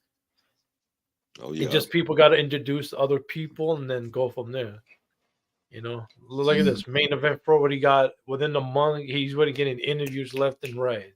And after Ron Mack, hopefully you set it up with 6. Oh yes, yes. Sits. Yeah, shout out Shout to out to 6. Sits, man. Yeah, 6 has interesting stories to tell as well. Yeah, we might have to do his late night. It'll be by 3 in the morning, 3 in the morning. 'Cause, 6 be up late. No, a little bit early so people can come and watch it. It depends Like, on it depends on his schedule, because I can adapt to it, but depending on his schedule. But 6 be up late, so that's why I yeah, said late. like Yeah, 12 maybe, because he usually goes live at 11 p.m. whatever his time is. So 12 a.m. So maybe 10 p.m., 11 p.m. your time, because you guys closer to each other. Well, right. he lives no. He lives in Colorado, so his time is the same as my time. So he about an hour back from me. Yeah, so if you do it 12 your a.m., it would be 11, so that'd be perfect. And you'd be out of work, you get an hour to set it up and everything. So Right. and use the Oh thumbnail yeah. that he We used gonna on we his gonna get it show. right. That'd be perfect. The one that he has for gaming. Mhm. That's a nice one. Right. Yeah, he had Yeah, to set up his share live screen. yeah. Damn. Yeah. But it's gonna be Yeah. interesting. But like I said, once you have more people to interview, do twice a week. One Monday, one Friday. Right. Hey, hell, if you talk to 6, you might set that up and do it Monday and get out of the way, and then Ron Mac, or you want to save it. It's up to you, but just see how that works. Try that out. See how that works. Two interviews a week, and then go from there. And Yes, sir. hopefully OG J Speed accepts your invitation when you try to interview him. Frizzle Frost, you Oh still yeah, live? got it. Yeah, we're live. Oh, okay. Yeah, we still live. Yeah. Oh, I Yeah, didn't we know. still live. It's just like the after show of the interview pretty much. Yeah, Yeah, I I ain't watch I for ain't this is my first time doing the after show after the interview. So yeah, just oh, trying something a little different. Yeah. So that's what's up. Something different started Just, with Trey. started with right. Just, Drake. just ran, Right? ran through the interview, hit him with the outro. Then after the outro for the interview, we just chop it up, let people know what we got going on and what our people got going on and that good stuff like that. Yeah, so next week, tell the people. This doesn't mean the show is over. It means we're gonna do a little intro, then we're gonna do like another 30 minute because everybody thought you're gonna be like the show's over. That's what everybody thought. Yeah, that's why I was saying I'm gonna do that, but they probably thought I was talking about The back chat or another whatever. live, another live or something like that. But hopefully, Yeah, this right here will be the new thing going forward, so we can chop it up. People can come up and actually join the panel after the show, and it's be like just something different, just something different. but yeah, I want to add this real quick. If people don't have nothing planned in their future, like for your kids, like he doesn't have college or nothing, send his carcass to the military. Simple as that. If he's not going to college, send him to the military. But So what is this is just my recommendation. A lot of people afraid of what, when you say military, they get nervous. And really, so I would just, like I said, I've always tried to do those side by sides. You can do it. You can do it 3 sides. Okay, this is the type of job you can get coming out of high school. This is as high as you can go right now. This is it. Or you can look at the military, or you can look at college. It's only so many avenues that you can go to coming out of high school in America. It's only so many. You can go work at a regular job, go to college, go to the military. And that's it. You can become an entrepreneur, but most young people are not equipped to even start, doing stuff like that because, one, they don't even know what they have. They don't have no idea what they want to do, most of them. Now, the good thing about the military, it will give you a sense of direction, and it will pay you while you figuring this shit out. College, you got to pay for this shit while you figuring it out. You can, I don't know, man. I don't know why people get scared of it. But I rather, like you asked me in the interview, I rather learn how to break a weapon down and put it together and hit what I aim at than to just be out here trying to carry something that I have no business and no experience and no training on that can potentially hurt myself or my loved ones. You know what I'm saying? So I don't know, man. Give you a chance to get away, see something different, see a different part of the country, different part of the world, a whole different type of woman, set of women. Because ain't nobody in there talking about, I need a man making 100,000. They know how much you make because they making the same amount and they making it work. So I don't know. Trey, do you think we should have a draft at least? With things going on, I think so. I think everybody should at least do 2 years coming out of high school. Ooh, how about this? Tell me what you think about all the teenagers that go to juvie, right? Instead of sending them to juvie, put them in the army for 2 years, 3 Why years. not? Matter of fact, how about sending all the non-violent guys over too? Take them to the training facility. Have one specific, because they closed a few bases. They closed quite a few in the last 10 years. Take them to a base. And this, I think y'all seen the movie Dirty Dozen, when they took those 12 guys and they got them out of jail. Some of them they was in jail for various reasons, and they took them and they trained them how to be better soldiers. Oh, Dirty Dozen, man, that's a great movie. You gotta check it out. It's an old movie with Jim Brown and all that. Do that to those guys. But the question becomes, Army, Marine, or doesn't matter? It doesn't matter. It's armed forces. You're in the armed forces. That's what it is. It really wouldn't matter, unless they can say, okay, but you take all of those guys, put them in a specific location, and say, look, you either go back to where you were, or you can learn how to be productive. And you're gonna do this, and so you put them out there by themselves. So look, y'all can take each other out, but it's y'all against each other. So you need to learn the skill, and then you go, you put them in the combat zones, you let them secure the borders, you let those guys secure whatever place that you are in the world, defending the country or whatever. And when you get out, after maybe 5, like you've been inside, like you got a 20-year sentence or whatever, you serve 5 to 10 doing this. When you get out, we have specific locations for you to live. This is it, brother. You stay right here. We're gonna track you. We're gonna monitor you. You're gonna do all that, but you can live a normal life. But we're gonna need to know where you are, because now you train to do things you didn't know how to do before. Because a lot of those guys are non-violent, and they just did something stupid.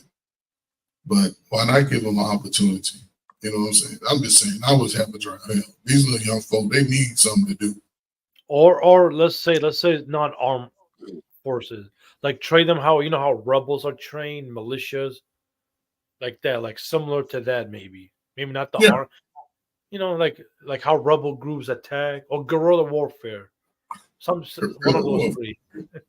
But see, it's like then they'll take away from the technology, because It's getting away from that hand-to-hand type thing.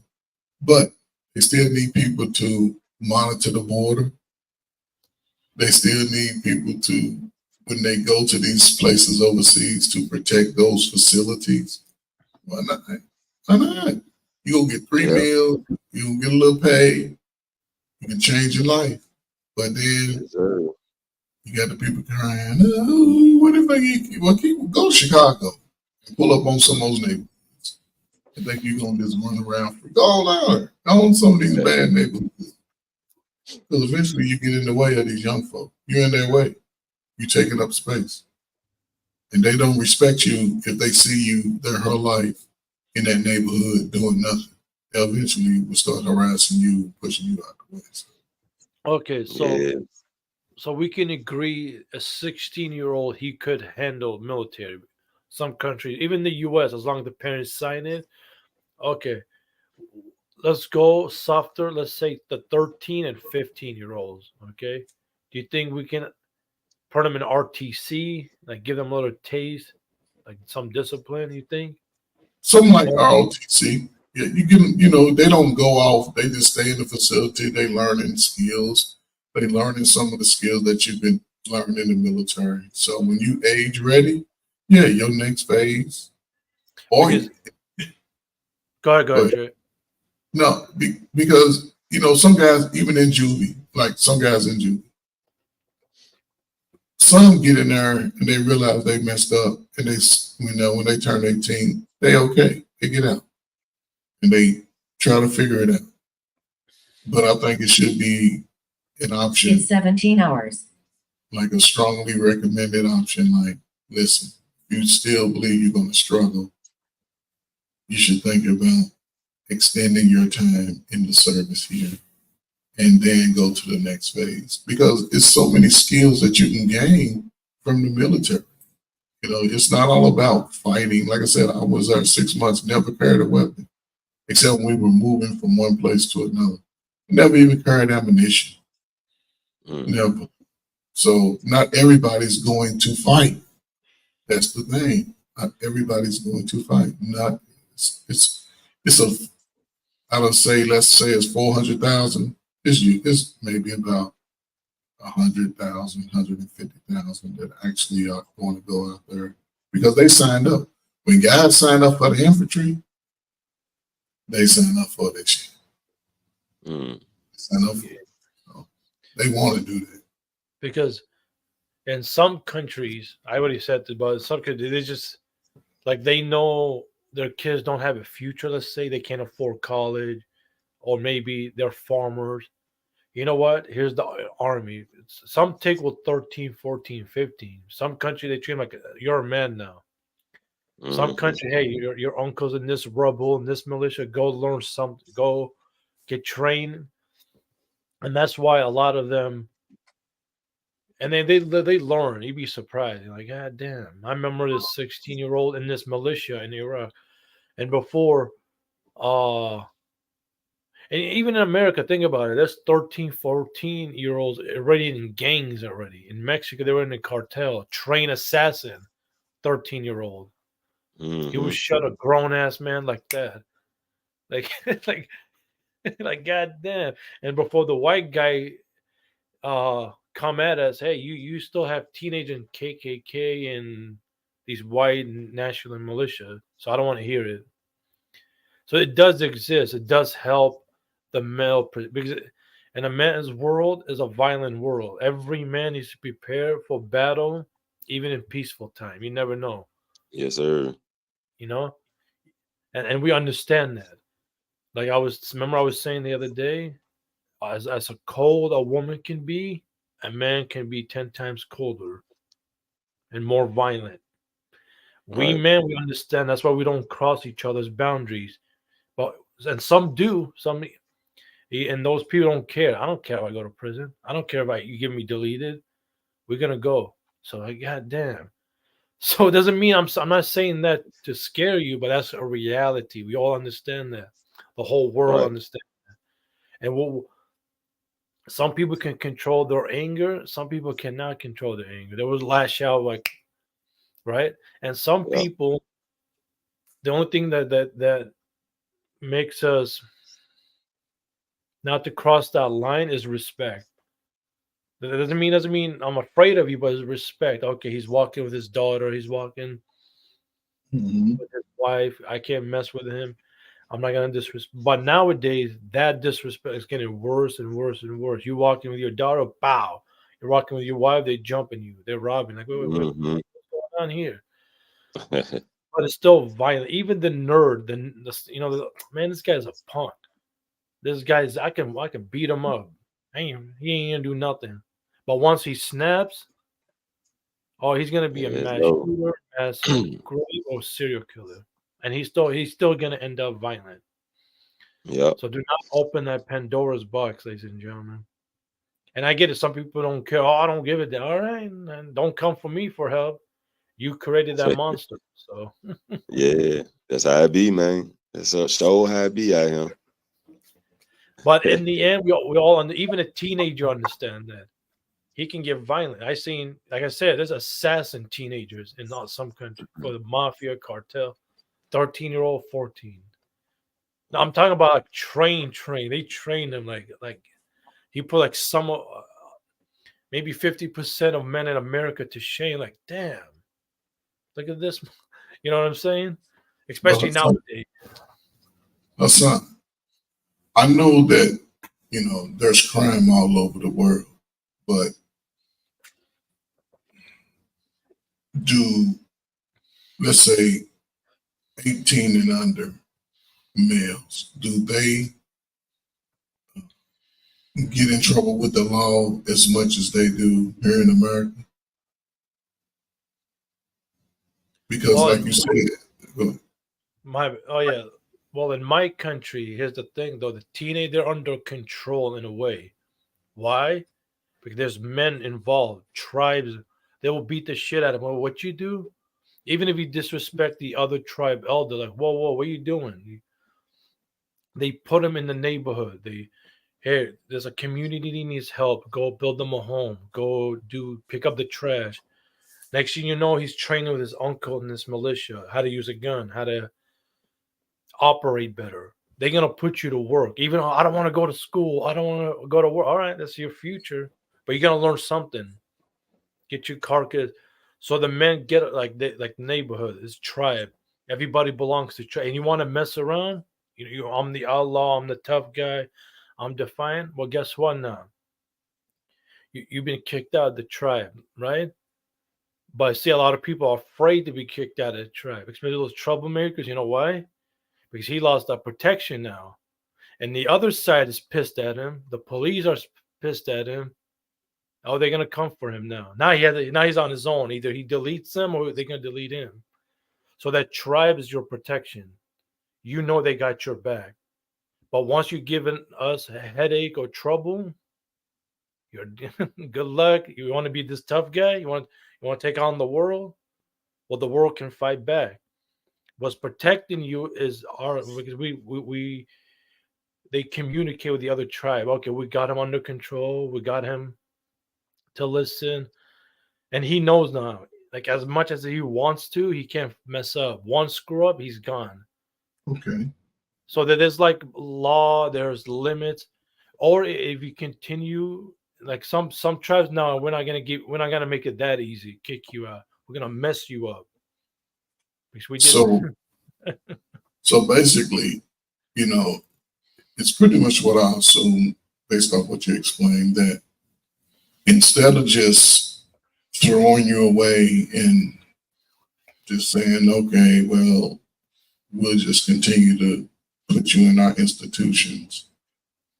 If a young man is struggling at an early age, they sort of just start, the men of those places who start putting him in situations where he's going to have some type of direction, where he's going to have some type of responsibility first to give him a chance to work through that stage instead of just saying, you know what, your ass just go sit in this cage for so many months, years, whatever, and you'll just continue this lifelong trail of just chaos. So yeah, so I understood that I already knew it, but just hearing you say it confirmed what I thought was happening, because I don't see a lot of this youth gang of chaos, running around disrupting the city, and people that are working out in in the markets and places like that. I don't see that in other countries. Only in America, is where I see it. But you just said the man, they allow those men, whether it's the son or not, or parent or not, to get in your ass if you on that BS, and they're gonna put you somewhere to say, okay, you want to be bad, your ass gonna learn how to carry this weapon over here. You're gonna learn how to defend just in case. But which is probably the best thing for America. But unfortunately, we are human capital in America. And that's the sad thing. We're human capital.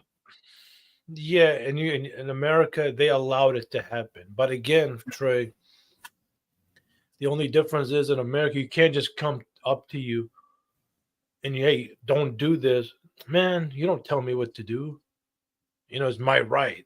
And I goddamn, okay. Like, is a level of, in the way they say it, is the ultimate disrespectful. Even in America, right?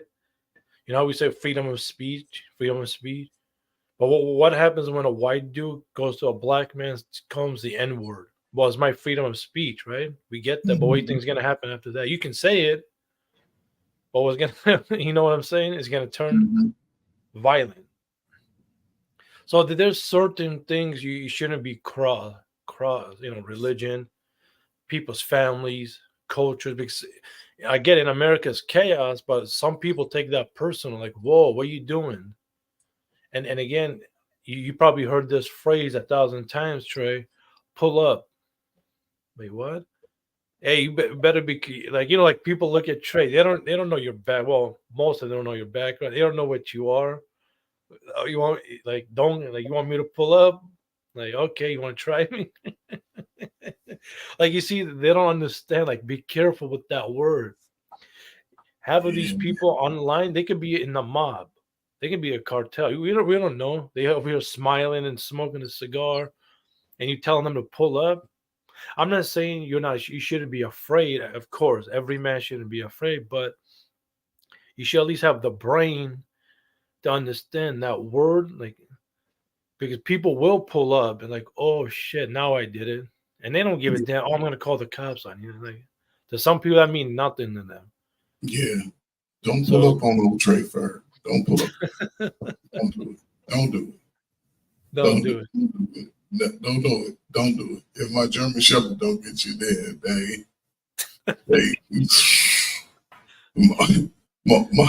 my wife is well equipped. She's been trained. Don't do it. Don't do it. If my cat don't get you, my German Shepherd, then you gonna get the ghost. You gonna get the ghost on you. The ghost gonna get you. And my Saint Victor gonna get you.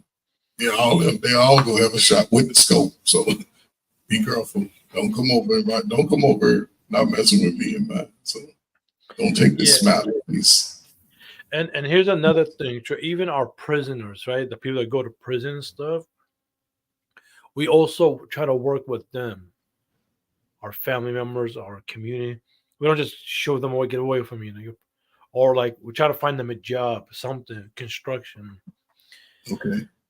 So that way, or like over there, what they do is the tribe, they use him as a bodyguard. Oh, you're in a prison, you're in a different world. Because people go to prison, they don't turn out soft. Well, nowadays I seen like, what the hell? Are you sure he's been? You know how they act? Like, wait a minute, something ain't right with this guy. Mm-hmm. Because prison, military, when you come out, you're not soft no more. You're a cold-hearted killer, or strong man, or disciplined man. It doesn't turn you soft. Like, wait a minute, something. So they're doing something to them in prison. But the whole point is, they use them as bodyguards, or they put you in something like construction, helping the community. Like, we're always around each other. There's always a job. Even the loser among loser, he probably was a regular soldier at one time. So he did his thing, you know. Or maybe the only people like living like average like is the blind and the handicapped people like Mm-hmm. paralyzed or like have mentally ill. Those we can even the deaf like the ones can't hear and speak. Mm-hmm. There's something for them. They're trained as well because they at least he can see, you know, community. So there's something a little bit for everybody, you know. And you're sitting with your tribe, you're having a meetings, you're discussing things, and these people are not average people. He has a PhD in this. This guy's a military commander, sergeant, captain, lieutenant. He's in the police force. He's in the federal because they're part of your tribe, right? And you sit down, you're discussing the government, you're discussing the Right. economy, and even the guy in our tribe that works a regular job, he's sitting there listening. Like, God damn, he's learning.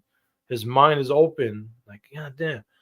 Even the ones in America, there's doctors, lawyers, uh, uh firemen, policemen, what even U.S. military, and you have a guy who works at Walmart, right? But when we Mm-hmm. come to the mosque, that's all our little meeting. We sit, we talk about economy, we talk about.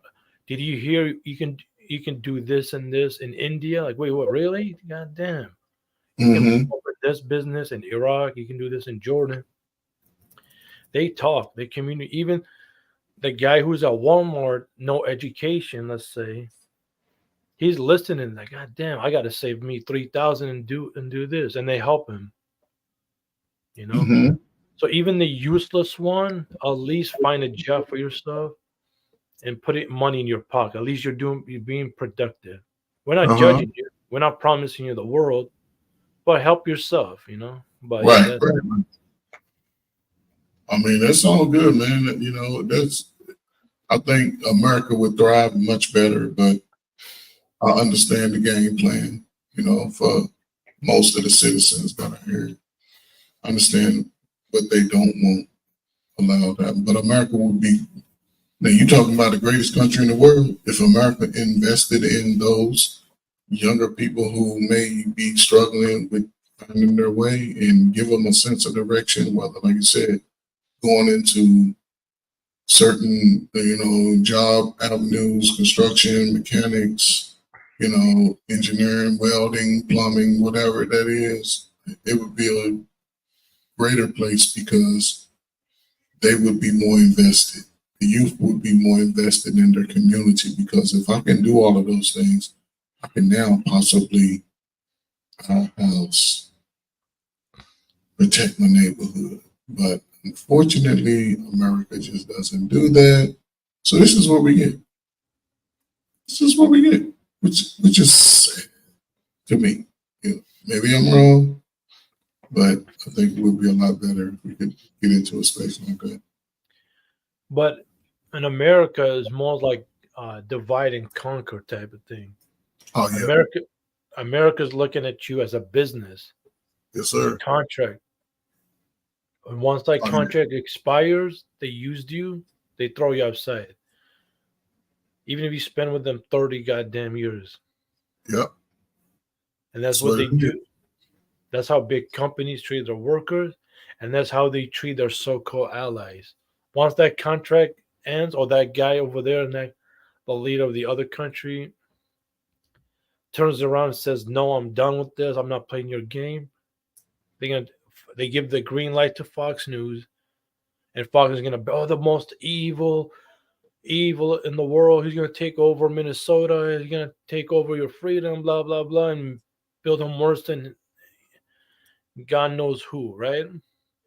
Mm-hmm.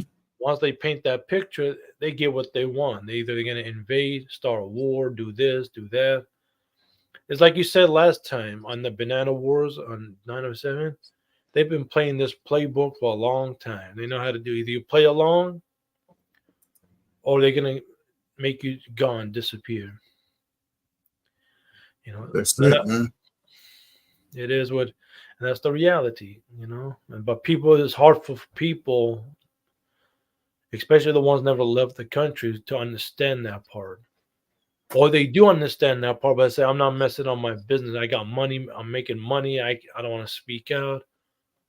Or the people, and then there's people are been talking about it and speaking out. But guess what? They all got deleted in prison or look crazy. Oh, look, this crazy person doesn't know what he's talking about. So it is what it is, you know? Yeah, it is, man. So we just gotta find a way for us to be better. Are you looking at your chat? You have people coming in over there? No, I'm just, I'm working on a little web page. Like I said, I just learned last year how to do web pages and stuff like that. I was just working on a little, just playing around, keeping my skills sharp. That's all, man. All right. Yeah. Frizzle Frost, are you still with us? I think he went out. I think he ran out to take care of some business, man. Oh, he's still Yeah, there. I still hear y'all talking. I was just getting myself suited up. Oh, okay. No problem, brother.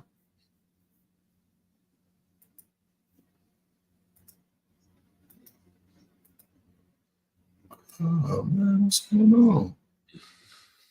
But yeah.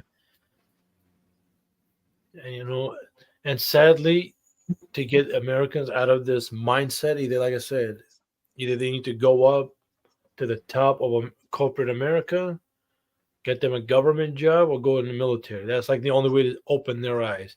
Either that's gonna make them or corrupt them even more, make them even more worse. So, I say give him a chance, man. Who am I? You know what I'm saying? But it would change the dynamic of America. They would allow these young. And see, when I was coming out of high school, when I was in school, starting, I know 7th grade, in middle school is what we call it. It used to be 6th through 8th grade. You took classes that taught you life skills. Home ec was a class that probably you learn 6 skills in home ec. You learn how to sew with a needle and thread. You learn how to cook. You learn how to prep, and that's like 907 days. You learn how to prep it, measure it out. You learn fractions. See, it's everything's working together. Math. You learning fractions. You learning I remember we did other little projects. I forget. I know cooking was one big one, and sewing was a big one. So again, then when you got to high school, you had wood shop. Wood shop, you know how to use a planer, a router, a table saw, a bandsaw, a sander. So you learned all those things. Hand tools. Then we had science. We used the Bunsen burner. We made crystals. You said it, you know what I'm saying? You actually did it. You didn't read it. It wasn't on a piece of paper, unless you were testing. Now, students don't get that. There's hardly no science. Science is reading. You can't learn science. I don't give a damn what nobody says. You can't learn this shit. You got to see the trial and error. We used to have science fairs back in the day. When my sons and my nephews would say they have a science fair, I get all excited. Like, yeah, man, we don't do this. Yeah, they look at me like, man, it ain't in your science fair. But that's what I grew up on. So we had those experiences, and the experiences were some of the greatest experiences ever. It gave you a sense of knowing, a sense of understanding, gave you encouragement, and you weren't afraid to fail. A lot of young people are afraid to fail. Failing is a part of life. Failing makes you stronger. Makes you understand better. Where could you have done it better? Especially if it ain't nothing major, but shit, these motherfuckers, they failed one time. Oh, life ain't shit. Life is so fucking hard. Come on, man. Get over that shit. That's why I don't feel sorry for guys. I don't feel sorry for people that always complaining about shit that didn't work out. What did you do? Check all the boxes. No, but I didn't think that. That's the problem. Your ass didn't think about it. So go back and think about it. Oh, think it. Shit. Nigga, They be whining. yeah, man, they be whining. 107 good. She had an interview with the lady that had a medical illness, and she still overcame that. And these motherfuckers out here ain't nothing wrong with them, just lazy shit. I don't get into this. You can cry all you want, but fuck, what you gonna do later? I ain't giving you no money. I ain't helping bail your ass out. I can give you the information, but you got to do all the work. Because I don't do no work around young folks. You around me, your ass gonna do all the work. I don't lift up. I can talk to you about it. You gonna read that shit. You gonna work it out. Now I can help you. So that's it. I don't do no work. My boys is around the house, man. I don't cut grass, shovel snow, do none of that shit. I ain't climbing up on the roof. That's their job. That's what they do. They do you want job. I'm not gonna fall and be fucked up for years and shit. No, they ass can snap right back out of that shit. A few days, I read to the doctor. That's it.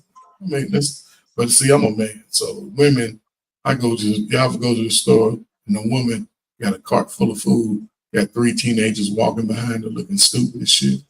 Man, fuck that shit. I now see that shit, I be like, y'all fucked up.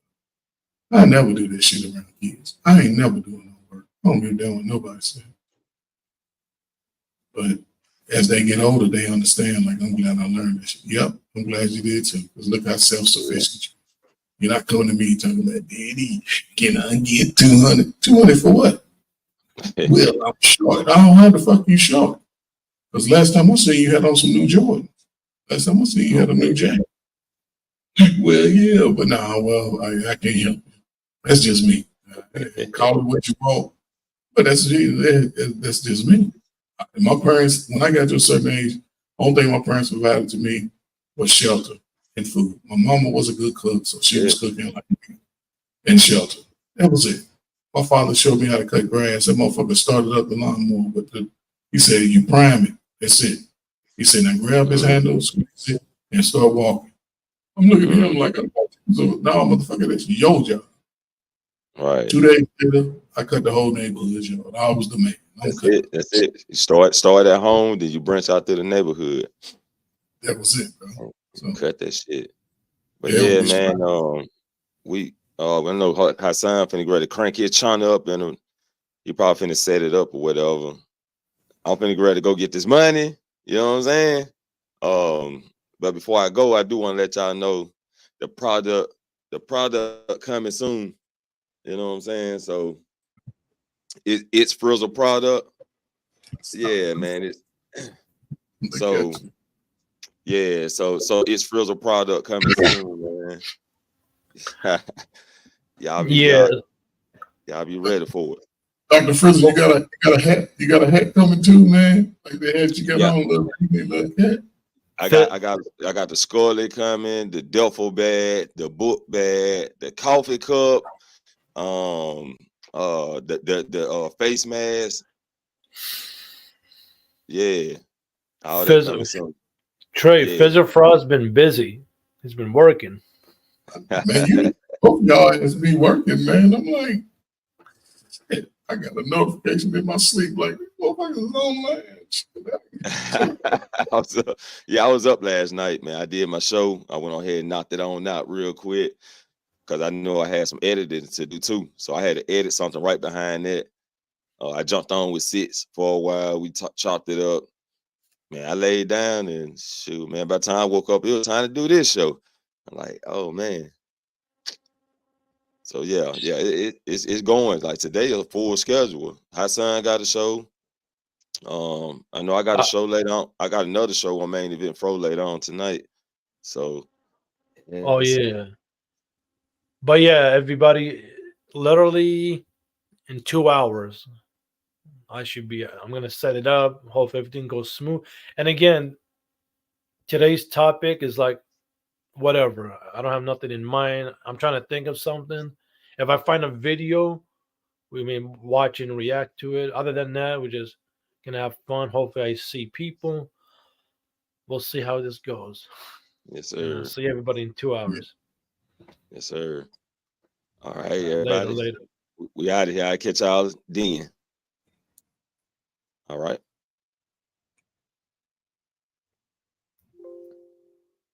I gotta end it.